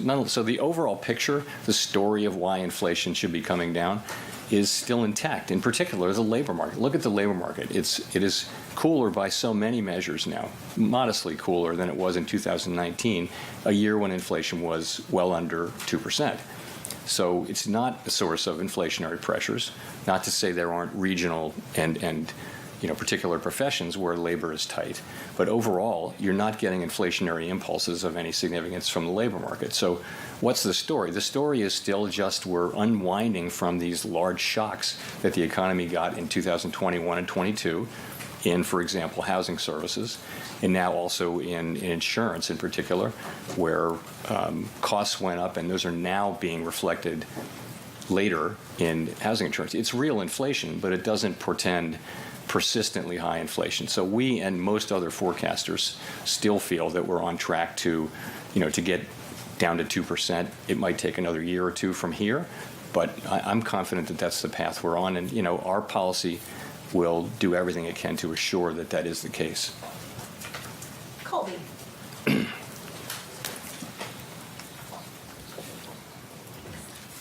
Thank you. Colby Smith with the Financial Times. So the unemployment rate as of November, while still very low, is within spitting distance of the level that generated a lot of concern about the labor market over the summer in the lead up to the 50 basis point cut in September. Hiring has also narrowed to just a handful of sectors. But now the committee appears comfortable skipping cuts at upcoming meetings. So what has changed about the committee's assessment of the risks confronting the labor market? Is there just less concern now on that front, or is it just about there being more upside risk to inflation that now needs to be accounted for? The unemployment rate is now the same as it was in July, 4.2%. It's moved up and down, but it's now the same as July. And job creation is lower than it has been, but it's been steady. It's not declining. It's steady at a level which as I pointed out a couple of times, is actually below the level that would hold the unemployment rate constant, but it's not so far below. So you might, if we have the break-even level right, and if job creation continues at that level in the establishment survey, then you would get a tenth maybe every other month kind of thing. So gradually declining. We don't have that kind of precision in this. So, but you're right, though, and I read out some of the reasons. We do think the labor market is still cooling by many measures, and we're watching that closely. It's not cooling in a quick or in a way that really raises concerns. I think you pointed out participants in the FOMC really thought that the risks and uncertainty had improved relative to the labor market, and it's because things have just gotten a little bit better. It doesn't, the unemployment rate flat and things like that. Nonetheless, we're watching it closely. If the idea, though, is that no additional kind of softening in the labor market is welcome here, what's to prevent that from happening if rates are still restrictive? So what I said is we don't think we need further softening to get to 2% inflation. That's what I'm saying. Not that it's not welcome. We don't need it, we don't think. If you had a situation where inflation's moving around by a tenth every few months, that's, we'd have to weigh that against the fact that inflation has, in recent months, been moving sideways in the 12-month window. And so we've got to weigh them both. And at this point, for a while there, we were only really focused, mainly focused on inflation. We've now gotten to a place where the risks of the two are, we think, are broadly, roughly in balance. And so that's how we think about it. Steve. Mr. Chairman, I did not hear you use the word recalibration today. And I'm just wondering if the recalibration phase is over and what you might call this new phase and whether the criteria for changing rates is somehow different and higher than it was before. Thanks. We're not renaming the phase yet, but we may get around to that. But no, I would say we are, though, in a new phase in the process, as I said. So, and that's just because we've reduced our policy rate by 100 basis points. We're significantly closer to neutral. We still think where we are is meaningfully restrictive. And I think from this point forward, it's appropriate to move cautiously and look for progress on inflation. We've done a lot to support economic activity by cutting 100 basis points, and that's a good thing. I support the decision, and I think it was the right decision to make. I think from now, we are in a place where the risks really are in balance, and we need to see progress on inflation, and that's how we're thinking about it. So it is kind of a new thing. We moved pretty quickly to get to here, and I think going forward, obviously, we're going to be moving slower, which is consistent with the SEP. I wonder if I could follow up and ask you how much you or the committee are looking through some of the high numbers we've had in the recent inflation numbers. For example, cars being up maybe because of the hurricanes, eggs because of the avian flu, that kind of stuff, and then looking forward perhaps to housing inflation coming down as it did in the recent report. So we always try to be careful about not throwing out the numbers we don't like. It's just an occupational hazard is to look, those high months are wrong. What about the low months? We have a very low month potentially in November. It's estimated by many to be in the mid-teens for core PCE. So that could be idiosyncratically low. We try to look at not just a couple or 3 months. We shouldn't have our position shouldn't change based on 2 or 3 months of good or bad data. We have a long string now of inflation coming down gradually over time. As I mentioned, 12-month, I think it's 12-month headlines 2.5, 12-month core is 2.8. That's way better than we were. We still have some work to do, though, is how we're looking at it, and we need policy to remain restrictive to get that work done, we think. Neil. Thanks, Chair. Thank you, Chair Powell. Neil Irwin from Axios. Financial markets have been very buoyant really all year. Is the committee comfortable with where financial conditions are, or do you see a risk that looseness in financial conditions could undermine progress on your inflation target? So we do look carefully at financial conditions, of course. That's part of what we do. But, we really look carefully at is the performance of our goal variables and how are we affecting the economy. So what we've seen over the course of just take the last year, We've seen inflation, well, over the last couple of years, come down a lot. We've seen the labor market cool off quite a bit. That suggests that our policy is restrictive. We can also look more directly at the parts of the economy that are affected by that are interest sensitive, like particularly housing. Housing activity is very low, and that's partly significantly because of our policy. So we think our policy is working, it's transmitting, and it's having the effects on our goal variables that we would want. A lot of things move financial conditions around, as you know, and we don't really control those. But I'd say we see the effects we're hoping to see on the goal variables and the places where we'd expect to see it. So if I may, speaking of assets that have been buoyant, do you see any value or benefit in the U.S. government building a reserve of Bitcoin?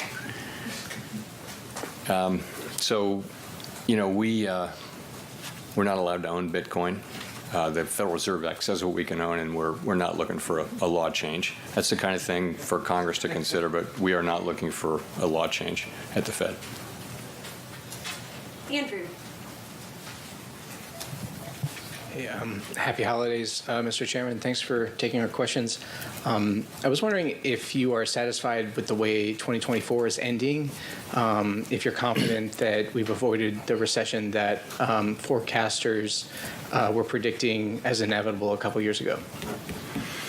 I think it's pretty clear we've avoided a recession. I think growth this year has been solid. It really has. PDFP, private domestic final purchases, which we think is the best indicator of private demand, is looking to come in around 3% this year. This is a really good number. Again, the U.S. economy has just been remarkable, and it's when in these international meetings that I attend, this has been the story, is that how well the U.S. is doing. And if you look around the world, there's just a lot of slow growth and continued struggle with inflation. I feel very good about where the economy is and the performance of the economy, and we want to keep that going.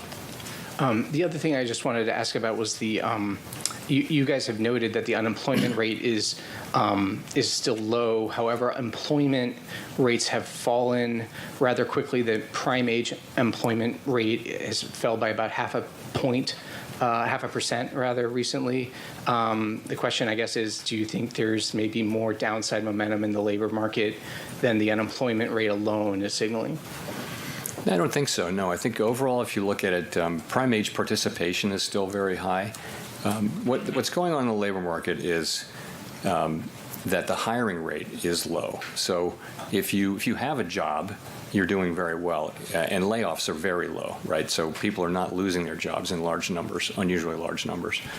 If you are looking for a job, though, the hiring rate is low, and that's a signal of lower demand. It has come down. So we look for signs like that, and that's clearly a sign of softening, further softening. I didn't mention it earlier, but I think you can see an ongoing gradual softening in the labor market. Again, not something we need to see to get 2% inflation. And that's part of the reason that explains why we moved ahead today with the action with an additional cut. So, but you take a step back, the level of unemployment is very low. Again, participation is high. Wages are at a healthy and ever more sustainable level, wage growth. And so the labor market, this is a good labor market, and we want to keep it that way. Thanks. Amira. Thank you. Amara Mokway from Bloomberg News. I just want to put a finer point on the labor market. Can you keep the labor market this way, in the strong position that you have described, without further cuts? In other words, do you still view the labor market as needing support to protect against a further cooling? We can't know that with any tremendous certainty. I will say that we think that our policy balances the risks. We think the risks are roughly in balance as between the two mandates, and we think the labor market is in solid shape. And when I say it's softening or cooling, it's a very gradual process. Job creations are meaningfully positive. Wages are, if anything, still a bit above what would be sustainable if productivity were to revert to its longer run trend. If you take into account the high productivity readings we've had, then wages are already at a sustainable level relative to 2% inflation. So, I don't want to overstate the downside in the labor market, because the downsides clearly appear to have diminished. Nonetheless, it's one of our mandate goals. And we pay close attention to it, and it's worth noting that it is still gradually cooling, gradually and in an orderly way, and that's how I would characterize it, and that's why we're paying careful attention. Elizabeth. Thanks so much, Chair Powell. Elizabeth Schulze from ABC News. As you've noted, the Fed is now forecasting higher inflation next year. High prices are still a burden for so many households right now. Why do you think it is that inflation is proving to be more stubborn than you'd expected? It breaks down into a long answer if you want, but it just has been a little bit more stubborn. I think if you go back 2 or 3 years, many people were saying that to get this far down, we would have had to have had a deep recession and high unemployment by now. Well, that has not been the case. So, the path down has actually been much better than many predicted. We've managed to have the unemployment rate remain essentially at its longer run natural rate, while inflation has come down from, core PCE inflation has come down from 5.6% to 2.8% on a 12-month basis. So that's a pretty good outcome. Why hasn't it come down? One reason is that just a technical issue around the way we calculate housing services, and that process has been slower than market rents are showing up more slowly in that measure than we might have thought 2 years ago. So that's part of it. I think there are other parts of the story, but what I think people are feeling right now is the effect of high prices, not high inflation. So we understand very well that prices went up by a great deal, and people really feel that. And it's prices of food and transportation and heating your home and things like that. So there's tremendous pain in that burst of inflation that was very global. This was everywhere in all the advanced economies at the same time. So now we have inflation itself is way down, but people are still feeling high prices, and that is really what people are feeling.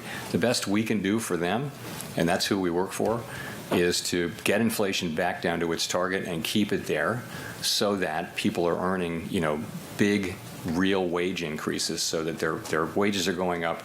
Their compensation is going up faster than inflation year upon year upon year, and that's what will restore people's good feeling about the economy. That's what it will take, and that's what we're aiming for.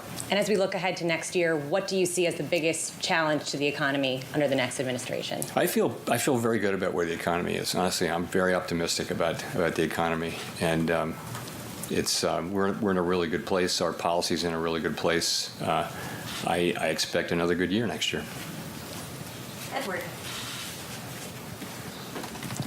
Thanks, Chair Powell, for doing the questions. Edward Lawrence from Fox Business. So you say that we're closer to the neutral rate. What percent do you see and the committee believes, where is that neutral rate? So I'll say a couple things. First of all, when we write, the thing we write down in the summary of economic projections is the longer run neutral rate, which is the neutral rate at a time when supply and demand are in balance, the full economy is in balance, and no shocks are hitting the economy. That is not where we are right now. So when we're making monetary policy at the Fed, that's not the question we're asking. So you can't do a straight read between those longer run numbers that we write down and what we think the appropriate policy should be. So basically, at any given time, various shocks are hitting the economy. And so what we're doing in real time is we're looking at our policy stance, and we're looking at the way it's hitting the economy. And particularly, we look at the effects it's having as we try to move the economy toward maximum employment and price stability.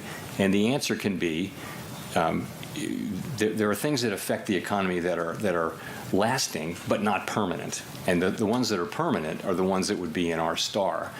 The ones that could be lasting but nonetheless go away over time, they could actually affect what's sort of technically the appropriate neutral stance in near term. So we're looking at that, and we don't know exactly where it is, but as I like to say, we know it by its works.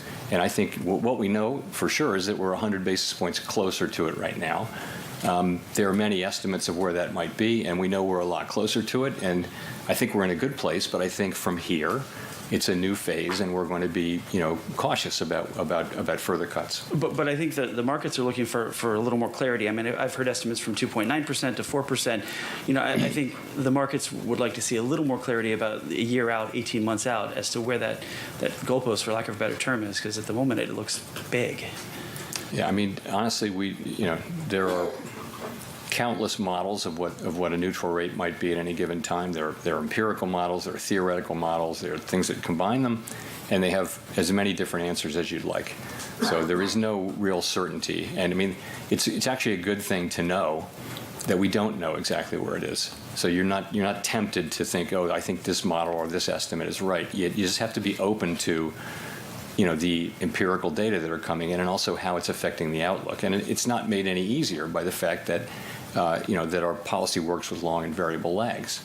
Nonetheless, that is the job we have, and so I think it's appropriate for us now to proceed cautiously, now that we're 100 basis points closer to neutral, and we'll do so. Meanwhile, the economy seems to be in good shape, and these cuts will certainly help to support economic activity and the labor market, while we can still make progress on inflation because policy is still meaningfully restrictive. Victoria. Hi, Victoria Guida with Politico. I just wanted to make sure I understood what you were saying at the beginning about inflation. Are you saying that progress on core PCE counts as progress on inflation, even if headline inflation ticks up? And then also, since that's what's projected in the SEP, I was wondering what accounts for that? Why do you all see core PCE going down and potentially headline inflation ticking up? So, and as I imagine the goal overall is headline inflation, because that's what people experience. People don't experience core inflation, they experience inflation, and that includes food and energy costs. So that's the overall goal. But as we know, headline inflation contains energy and food, and those prices can fluctuate for reasons that are not related to tightness in the economy, and therefore are not really good predictors of future inflation. So it turns out that core inflation is a better predictor of overall inflation than overall inflation is. So we look at core inflation because it's a better measure of what future inflation is likely to be, because it's a better measure of what inflation pressures exist. So it's complicated, but ultimately our goal is headline, not core. So your second question was what? Why do you all see core going down but headline potentially ticking up? So headline can be affected. You're talking about next year. Mm-hmm. Yeah, so headline can be affected by energy prices and food prices. So that there will be things in the headline forecast that are to do with forecasts of energy prices, whereas core will be, if you look at core going out a full year, then it'll be much more driven by things like tightness in the economy.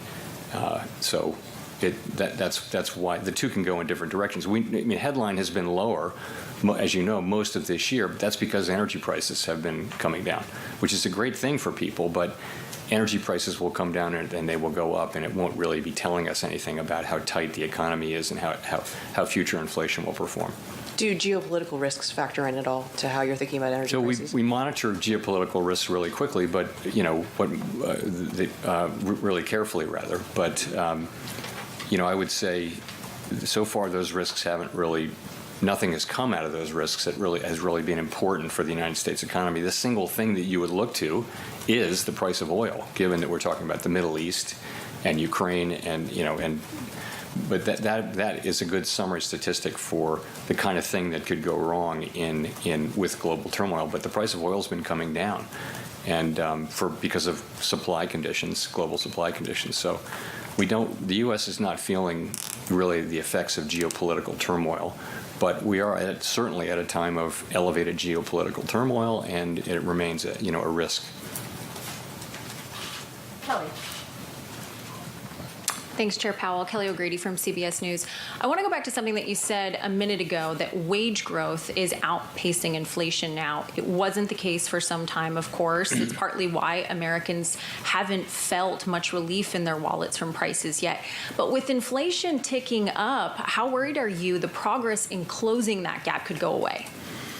Yeah, I So inflation, again, we don't overreact to a couple of months of higher readings or a couple of months of lower readings. And what we had was we had 4 months of really nice readings, and then September and October were higher, but then November is much lower. So I don't really think the public is experiencing that as a surprising upside risk to inflation. I think inflation is much lower. What the public is feeling, and they're right about it, is that prices are just, the price level went up because of the past inflation. And it's going to take some time for real wages to recover over a period of years in which your real compensation is growing. And in other words, your compensation is growing meaningfully faster than inflation. That's exactly the kind of economy we have now. And we just want to hold on to it. That process will probably take some years, but that's what's going on right now. And I don't think that a couple of months of higher inflation really signal that anything of the nature you're suggesting. And just one follow-up. Let's look more long-term. You previously predicted hitting the 2% inflation target in 2026. It's now been pushed out to 2027. You said you're focused on enabling further progress on inflation. That's not necessarily progress in the right direction. Are you confident that target isn't going to move further out? We're talking about when you're projecting the economy, 3 years out, 2 years out, you're talking about high uncertainty. Very high uncertainty.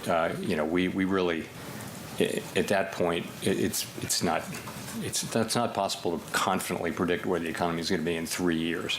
So what we're doing is we're looking at what's happening now. And we're kind of projecting that the same kinds of things are happening. So we keep a strong labor market.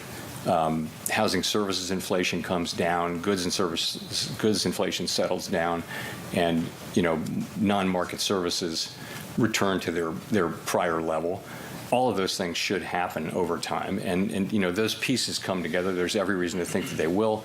The timing of it is highly uncertain. But you're not wrong though that it's been a bit frustrating because while we've made progress, it has been slower than we had hoped. Nonetheless, we're still on track, and I think if 2 years ago you'd said we were at 4.2% unemployment and 2.8% inflation, people would say, "I'll take that." I mean, that's a pretty good interim place to be. Job's not done, but I think we're feeling good about where we are and where we're headed. Go to Nancy for the last question. Hi, Chair Powell, Nancy Marshall-Genzer from Marketplace. You said a couple times inflation has been moving sideways. Appears to be settling in around, 2.5%. Do you think the Fed is just going to have to settle for that and accept that you're not going to get to your 2% target? No, we're not going to settle for that. I think we certainly have every intention and expectations that we'll get inflation back sustainably to 2%.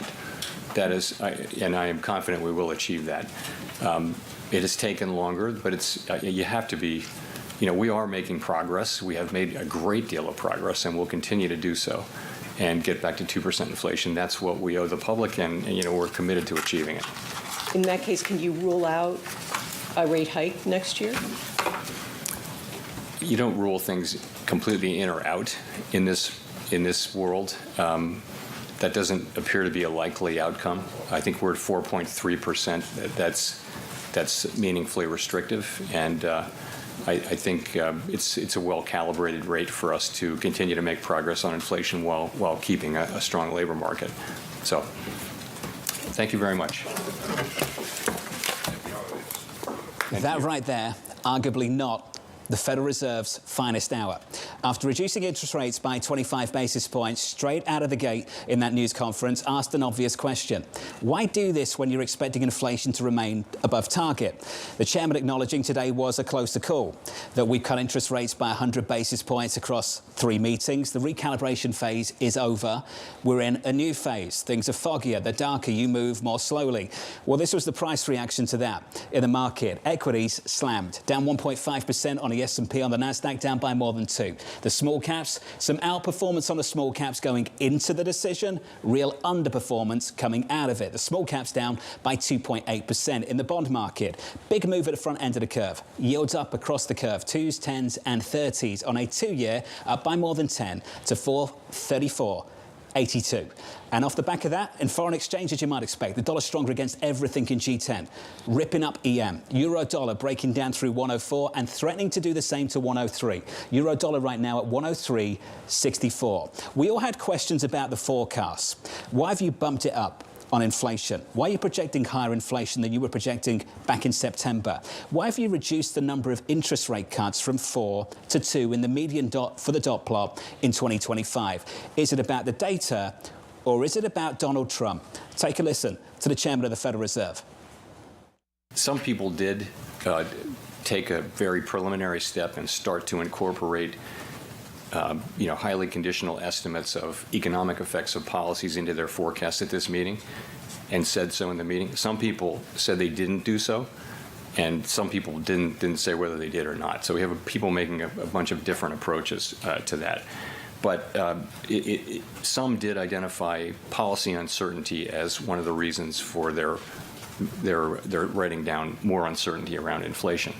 Compare and contrast that to what you heard from the chairman back on November 7th. We don't guess, we don't assume, we don't speculate. December 18th, some of us guess, some of us assume, and Lisa, apparently, some of us speculate. The we is doing a lot of heavy lifting at a time where clearly he's reflecting a splintering committee that is dealing with a whole host of different outcomes and potentially political leanings. And I just want to go here. This is going to be viewed through a political lens, inevitably. It already was threatening to do so. Now there are some people who are incorporating highly conditional estimates. I wish that we had learned more about what those estimates looked like and whether they all were inflationary or whether some of them were to slower growth. Neil Dutter wanted to jump onto the program. We can bring him into the program right now. Neil Dutter of Renmac. Neil, is this Federal Reserve on a collision course with the incoming administration? I mean, it certainly feels like they're tempting fate. Powell's talking about, he goes through a litany of indicators talking about how the labor markets are cooling, and then he, in the same sentence, basically talks about how they're dialing back rate cuts.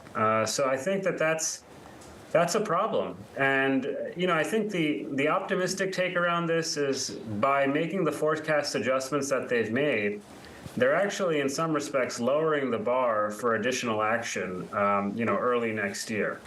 So, like 2.5% on core inflation, I mean, that's a reasonably high number. And, given what we know about rental inflation, that's probably going to slow down. Given what we know about, consumer goods, if you look at things like freight rates, it's probable that consumer durable goods prices moderate, over the next couple of months, just as the new administration's coming into office. So, I think they're signaling a pause, but it's also important to remember that by March, the forecast might look a little bit different, and they may have to cut again.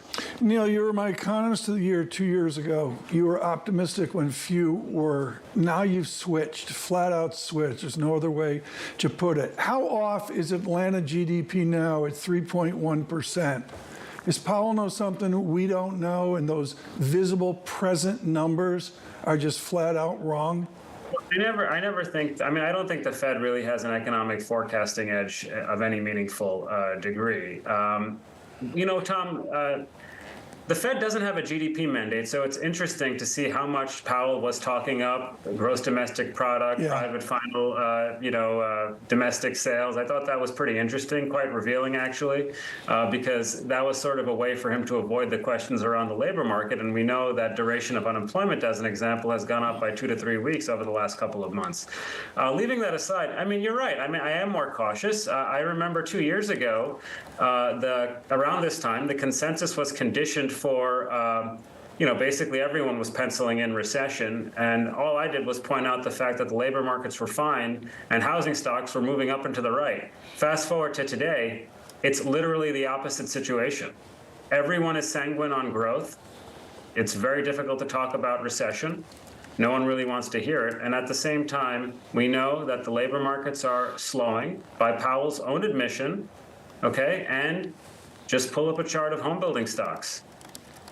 Well, meanwhile, Neil, I just want to point out the fact that other people are taking a different tack than you are. As you say, you're contrarian, thinking that there's more weakness in the market. Peter Scheer saying this. He doesn't think it's necessarily political. He said this is a Fed that is worried that inflation isn't coming down fast enough. And while it might play in the back of their mind, they aren't responding to fiscal potential policy. On the margins, some are, but he's saying in general they are not. Why do you disagree so fundamentally with that? Just go through the document. Look at the balance of risk to the inflation forecast. It's a dramatic increase in the number of participants that see the risk to headline and core inflation as skewed to the upside. So, I mean, they can say whatever it is they want, but based on the data, it's very difficult to justify the distribution of risk that you see in the projections. And how are the risks to inflation going up at a time when labor is cooling and wages are slowing? We know that recruiting intensity is down. We know that quits rates have collapsed. Okay? That probably implies that there's further cooling with respect to compensation growth between now and the next couple of quarters. The dollar is surging today because of what just happened. You have to start thinking about what that might mean for the emerging market space, because obviously these countries have a lot of dollar-denominated debt, and that's going to imply tighter financial conditions in those economies. So, okay, I mean, I think based on the data, it's really difficult to say that the distribution of risks have changed that much. And Powell even said that based on the inputs from core CPI and producer prices, you'll probably get a pretty weak reading on core PCE inflation when that data are released on Friday. And the big story, again, out of the inflation data over the last week has been the normalization of housing rental inflation. So I think, to me, this is feels a little bit like they're prejudging potential policy outcomes. EM currencies right now getting hammered. Neil, I don't expect a collar. I don't expect a tie, but maybe just a jacket next time. Neil, maybe a jacket, for some post-Fed show commentary. I think it's okay. Get me back in the studio. Get me back in the studio. I'll put on, my Gucci for you. There we go. I'll make that happen, Neil. I'll make it happen soon. Hey, Neil, appreciate it, sir. Enjoy the holidays. Neil Dutta there. You could have shown up in a Christmas sweater. I mean, next time. The white T-shirt was better.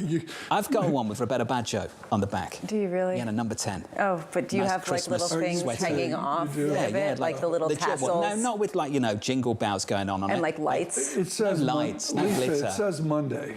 I mean, it says Monday. Monday, definitely, when I'm not here. Sarah House of Wells Fargo joins us now for more. Sarah, these forecasts, some controversy around them. Neil Dutta making the argument that he believes that underpinning that shift in inflation higher, in those dots, for the dots coming down from 4 cuts to 2, he believes there's a real Trump effect in the forecast. Sarah, is it the data or is it the incoming president?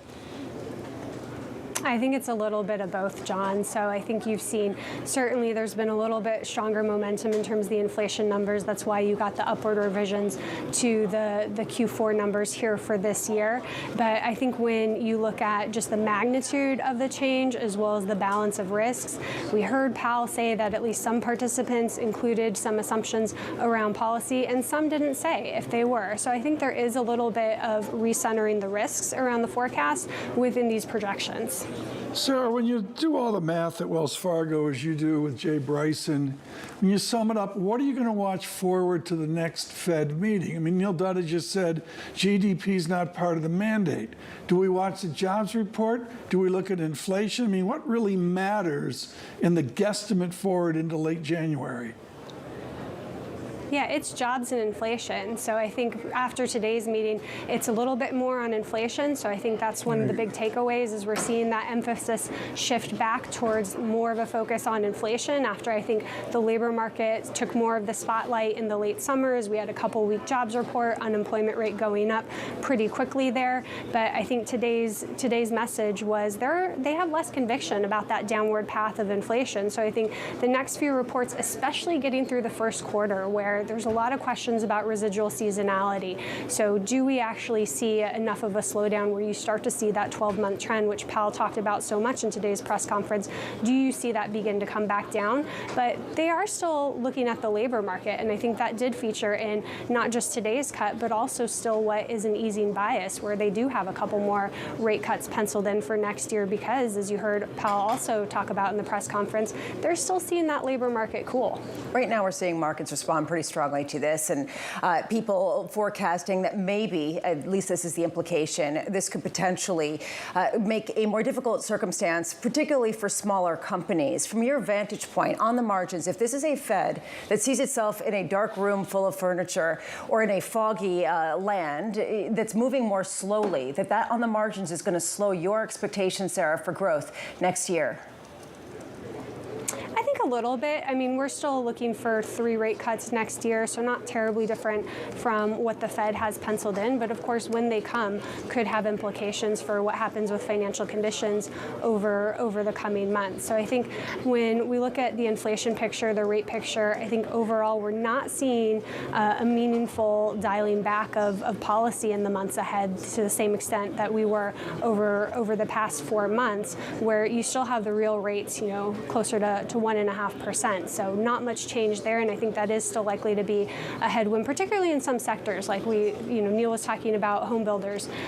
So I think there's still certainly some pressure in some of those more rate-sensitive sectors of the economy that are going to feel it a little bit more if the Fed's not going to be cutting quite as much or quite as fast as what they were thinking a few months ago. The next 12 months is going to be quite a ride. Sarah, thank you. Appreciate your time. Sarah House of Wells Fargo.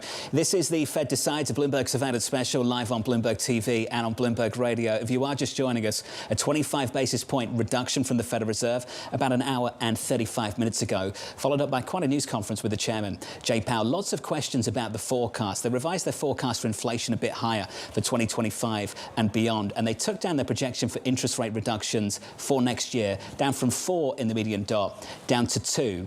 Off the back of that, there were some questions about why cut interest rates at all. The chairman called it a close call, said the recalibration phase was behind us. We're in a new phase where we have to move more slowly. Off the back of that, equities just getting absolutely smoked right now. We're down by more than 2% on the S&P 500, down by close to 4 on the Russell 2000. Some severe, significant underperformance on the small caps. If you check out the bond market, we'll just take a quick slice of it. The 2-year, the yield higher at the front end by double digits. The 2-year yield pushing higher, up by around about 10 basis points on my screen at the moment. Call it 11 now to 435. Let's cross over to Mike McKee, who was in the room in the news conference. Mike, your big takeaway walking out of that room? Well, a number of interesting things in the news conference, including the chairman talking about some members of the committee pricing in some possible effects from the new Trump administration fiscal policies. But the biggest takeaway that I had is that the Fed, including the chairman, are less confident. He wouldn't say he's not confident anymore, but they are less confident about the path of inflation. He basically said it's come down, so we think it's going to keep going down. But it's not like we were seeing in the summertime, where they were very convinced that inflation was on the right track and headed to 2%. So that's really going to inform their decisions as they go forward. The other thing that I take away from this, John, is interesting, is we need to rename this show, because you call it The Fed Decides, but I would add the words, the market disagrees. If you look at the forecasts now in the markets, there is only one cut fully priced in for next year. So we're going to have this tug of war back and forth between the markets and the Fed, it seems, ongoing from here. That tension continues. Mike, appreciate your time, sir. Great work as always. Joining us now is Jeff Rosenberg of BlackRock. Jeff, I want your first thoughts. I asked the question to Bob Michael at JP Morgan Asset Management, and I said to him going into the news conference, are you more or less confident embracing risk, given what you've just learned from the Federal Reserve? And Jeff, I want to ask that question of you. After that, are you more or less confident embracing risk into 2025? Well, you can see, Jonathan, this is a surprise to markets. And so one of the things the markets had hoped for was a Fed that was very much leaning towards easy financial conditions, focusing more on the labor side than on the inflation side. And that was pretty supportive to financial conditions and taking risks. So you see the market reactions that you just talked about, not what markets were expecting. And so certainly that's a little bit less favorable environment for risk-taking because you have a Fed that has really kind of surprised me. I think it surprised the market here in saying, hey, we're more worried or as worried about the inflation side now than we were about the labor markets. And that means we're not going to be as quick to cut. And it's the cut in the policy and the favoring of easy financial conditions that was so supportive to taking risk. Jeff, the reviews are coming in. That was one of them. Here's some others. Steve Chivarone, worst Powell performance since 21. They overreacted to labor market data in September. Now they are overreacting to inflation data. Krishna Mamani, probably the worst presser so far of his tenure, seems the support for this cut was quite spotty, but they went ahead with it anyway. Jeff, do you agree with that? Yeah, a lot of the sentiments in there are about just how much the Fed, when they stopped forecasting and became data dependent, the problem is they're dependent on, as much as he said they're not trying to be, it feels like they're dependent on the last few data releases. And so, yes, going into September, it was all about labor markets. Now it seems it's all about inflation. I think one of the earlier guests said, and I would agree with this, this is not going to be a great forecast for where the Fed's future forecasts have been because they've been just so whipped around by short-term movements in data. And that certainly is kind of frustrating. And Jonathan, to your earlier question, it makes risk-taking a bit tougher because the Fed's signaling and what we're going to get out of the Fed is just that much more uncertain. Jeff Rosenberg, Alan Meltzer at your Carnegie Mellon, Carl Bruner up at Rochester had a shadow open market committee, which the first rule was stability, stability. I don't see stability in EM. I don't see stability. Granted, it's a different story in generic China 10-year. They're going to open here in 3 or 4 hours. Is BlackRock internationally concerned about the Asia opening here? Call it 7 p.m. our time? Neil mentioned it in his comments about the impact. The Fed sets monetary policy based on domestic U.S. conditions, but the impact on the rest of the world is as important, particularly when it flows back into the United States. And how is the channel for that flowing back? It's through the potential of tightening of financial conditions. I think the tightening in financial conditions from the dollar increase is going to be much more front and center in emerging markets. What Powell talked about is the exceptionalism. What no one really talked about was what is the source of that exceptionalism? What is the source of that exceptionalism? Partly, it's this incredible technology, AI, wealth creation story that is feeding into positive animal spirits. It's feeding directly into consumption through the wealth effect. And so that creates a little bit of a buffer around the U.S. economy, around some of the blowback issues you raise in terms of currency opens and Asia. So I think, we keep an eye on it, but so far it's really this much bigger story about American exceptionalism, which has a kernel, a really important point of that about this incredible wealth creation we're seeing coming out of technology. Jeff, I'm pleased that Tom brought this up. The move we're seeing on the screen, the foreign exchange screen on the Bloomberg terminal, really lighting up. We've got a 3% move on the Brazilian currency year to date. We're talking about a move of 23% on the Brazilian currency, 21% on the Argentine peso. We're looking at something like 17% on the Mexican peso. Jeff, as I look around the world beyond EM, not just to Europe, but including Asia and China specifically, China's looking at a disinflationary bust potentially. The chart of the yields, government bond yields in China, just lower, lower, lower, and rolling over into year end. Jeff, how much divergence do you expect for the US versus the rest of the world in 25?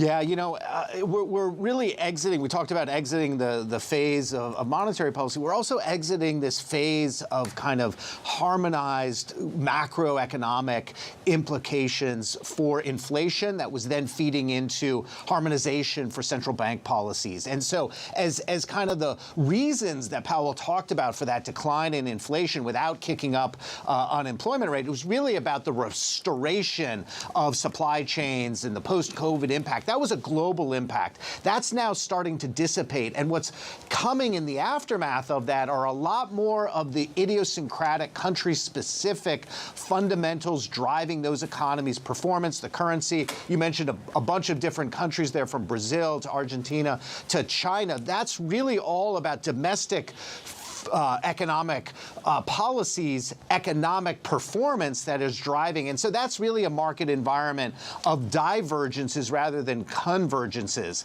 And so that's really affecting the investment outlook, is particularly, for investing between the markets in what I call a cross-section. That's actually a better investment environment. It takes out kind of the directional call, is the dollar going up, is the dollar going down. And you have a lot more opportunities within that global cross-section of investing, both in currencies, FX, curves. It actually creates a better environment in some sense for alpha creation, because divergences create more alpha opportunity. Jeff, you've said a number of times that because of the increase in uncertainty at the Federal Reserve, an increase in uncertainty as to the path of their policy, that it makes you less inclined to take risk on the margins. Which risk in particular looks most vulnerable to you or less attractive as a result of increasing uncertainty on the Fed? Yeah, and if I could, I want to pair that to my last answer, because that's the directional call, right? So is the Fed easing financial conditions, raising the value of prices, makes risk-taking more supportive? Then that's really talking about risk-taking in the beta sense, in the directional space. So where are you more vulnerable? Just to your beta exposure to directional rates, beta exposure to your directional equities. But the divergences question earlier about the impact, thinking about globally, that actually makes risk-taking better in the alpha and the cross-sectional space. So it's about portfolio construction, and it's about how much am I putting risk on in terms of directional space. That's really where the Fed today, that you want to be taking down. The flip side is, in the alpha space, in the cross-section, it's actually a better environment. That's where you want to be adding risk into the portfolio. Hey, Jeff, appreciate your time, sir. Jeff Rosenberg of BlackRock. Enjoy the holidays. Remaining the team will take you through the close in just a moment. Tesla's one to watch going into the close, down 10% at the moment. In this session, have to sort of acknowledge that we're up still about 20-something% this month alone. A couple of things to note here, Lisa. The year so far, Q1, inflation head fake. Q3, labour market head fake. Q4, this Fed looking just a little bit lost. And honestly, the market is responding to being a little bit lost by selling off in a dramatic fashion. I'm speechless. I think it's going to be interesting, and particularly I'm watching FX into the Japan Open. Could not agree more. This dollar is a whole lot stronger. Just how much oxygen is left up here? Your equity market's down at session lows with negative 2.9% from New York. Thank you for choosing Bloomberg.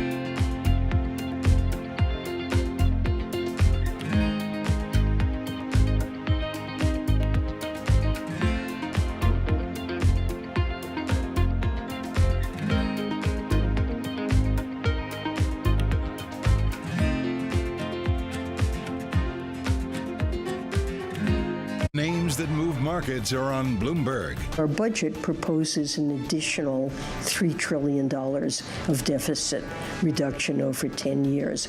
And I think that's necessary to make sure that our fiscal path is sustainable. Now, Congress hasn't done anything, beyond what I've mentioned to improve the fiscal outlook, and I think that's a shame. Nobody covers business like Bloomberg. Joe Walk is helping steer J&J into a new phase of its history, expanding the frontiers of healthcare by discovering drugs and advancing medical technology. Developing digital robotic capabilities where it's not just the robot doing a surgical procedure. It's garnering information from that procedure for your specific demographic or the patient's demographic, and then informing the next procedure down the road. Right? It's getting smarter. I would say it's starting to morph into personalized medicine, which we know will lead to the best outcomes. Innovative medicine and medtech are run as separate business divisions, but in the culture of research at J&J, they interact. If you look at some of the spaces that we're in today, specifically oncology, there is a lot of dialogue going back and forth. I think it's something that will position us extremely well as we talk about not only a continuum of care, but also a continuum of knowledge. The convergence of technology and medicine is driving innovation in both sectors, with scientific and commercial possibilities just beginning to come into focus. I'd like to actually see some partnerships down the road happen between healthcare companies and technology companies. I think we'd get to better outcomes faster if we did that. Right now, technology companies don't have the healthcare knowledge. Healthcare companies probably don't have the breadth of knowledge they need for technology. If we can figure that out together with great minds from both sides, I think that leads to a much better place. It's the countdown to the market open as we bring you the first trades across Europe. We'll debate the most important stories and what will drive the big investment decisions throughout the morning. I'm Guy Johnson. I'm Kriti Gupta. And I'm Anna Edwards. Join us every weekday morning for the opening trade, live at 7 a.m. here in London. Only on Bloomberg. Context changes everything. Good morning. This is Bloomberg Surveillance. Welcome back to the opening trade. This is Bloomberg Technology. This is the Asia Trade. This is Wall Street Week. Welcome to Balance of Power. This is Bloomberg. It's a multi-trillion-dollar industry. We'll show you what's happening in ETFs like no one else. Bloomberg ETF IQ, Monday on Bloomberg. The countdown is on. Everything you need to get the edge at the end of the market day. This is the close. The elephant in the room, uncertainty about fiscal policy affecting decisions on monetary policy. Romaine Bostic here with Alex Seal and Scarlett Fu. This is The Close, counting you down to the closing bells here in this post-Fed special. The headline, of course, was that 25 basis point cut, guys, but I think everyone is focused on that dot plot, what it delivered, and more importantly, what is apparently not going to deliver in 2025. In terms of WIRP, we're not seeing a full cut priced in until September, and I'm just stunned by the market reaction, particularly in the Russell. I mean, the deterioration we've seen just in the last few minutes has been extreme. The Russell down by almost 5% at this point. And, it's no longer unanimous. That there's some cracks in the foundation here with Cleveland Fed President dissenting in this 25 basis point cut. It really is going to make for some interesting debate in 2025 as well. Let's take a listen to everything that we learned from Jay Powell during his press conference. The committee decided to lower the target range for the federal funds rate by a 0.25 percentage point. Committee participants generally expect GDP growth to remain solid, with a median projection of about 2% over the next few years. Overall, a broad set of indicators suggests that conditions in the labor market are now less tight than in 2019. We've been moving policy toward a more neutral setting in order to maintain the strength of the economy and the labor market, while enabling further progress on inflation. To cut further after this point, I would say it this way. We've reduced our policy rate now by 100 basis points. We're significantly closer to neutral. At 4.3% and change, we believe policy is still meaningfully restrictive. But as for additional cuts, we're going to be looking for further progress on inflation, as well as continued strength in the labor market. Jay Powell speaking at that Fed press conference. And in fact, the extremes that we're seeing in the market, as Alex alluded to, one of the most extreme market reactions during a Fed press conference that we've seen in quite a few years. That 2.5% drop on the S&P, almost all of that coming post 2 p.m. Ken Shinoda joining us right now, portfolio manager with Double Line Capital. And Ken, is not just the equity market showing extreme moves. We saw extreme moves in the bond market with the 2-year yield rising the most since at least October, and a 10-year yield having its biggest reaction to a Fed day in at least 4.5 years. Yeah, I like to not look too much into the price action on Fed day because you have a lot of positioning going in and people have to unwind their hedges and their longs. But, the Fed did what the market was pricing in. The market was pricing in going in today, almost 100% probability of a rate cut today, and then 2 more next year, 1 in the summer and 1 towards the end of the year. So it's kind of funny that you get such big moves when the market gets what it's priced in. Right, Ken. So here's my big question. Do you buy the dip? My profound question. Yeah, look, I think equities were very overvalued going into today. You've had a huge run. You saw breadth in the equity market start to deteriorate over the last couple of weeks. I saw strategists put out that it was the worst breadth in 11 trading days in the last 100 years yesterday morning, where most stocks were down and the Mag 7 was kind of holding the market up. So I'm not surprised we're seeing a correction in the equity markets. The bond market, we've seen this level before. In fact, we've seen worse than this. We saw 470 on the 10-year earlier this year. So we're just retesting the 450 level on the 10-year. It's a pretty critical point. We'll see if we get some buy the dip here. I think this does give investors a chance that want to add a little bit more interest rate risk or duration of the portfolio to take a bite of the apple here at this 450 area. How contentious will the debate be in 2025? I mean, the first question in the press conference was, why cut today if there's such a cautious outlook for future rate cuts for elevated inflation? And Jay Powell admitted today was a closer call. That suggests that next year it's going to be, a raging debate. I think there is just, as you say, there's a lot of unknowns, and they have wanted to normalize policy today. As he noted himself, they're 100 basis points closer to the neutral rate. They don't know exactly what the neutral rate is, but at least they've made this move this year. And by pushing back next year's cuts to the middle of next year and the end of next year, that gives them a lot of time to get data in to help decide how they need to proceed. So they've just given themselves optionality. And the market doesn't like that. The market doesn't like that uncertainty. Martin certainly doesn't like that uncertainty, and you're seeing that reflected on the screen. Just for our viewers, stocks continue to hit session lows.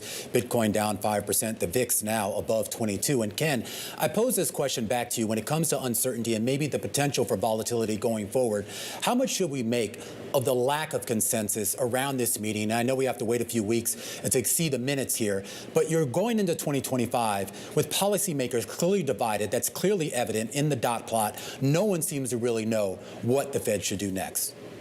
Yeah, I think a lot of it has to do with the change in the incoming administration. There's so much uncertainty around what they're going to do fiscally, what are they going to do with tariffs, what's that going to mean for inflation. So it's not surprising to see so much dissent between the members. But time is on their side now. Credit spreads have come in while equities are down today. They're clearly near all-time highs. So I think the credit markets have loosened up, financial conditions that have improved, companies can borrow, even people in the real estate market can borrow again. So they're getting what they need for economic growth. They're just worried about a reacceleration in inflation now.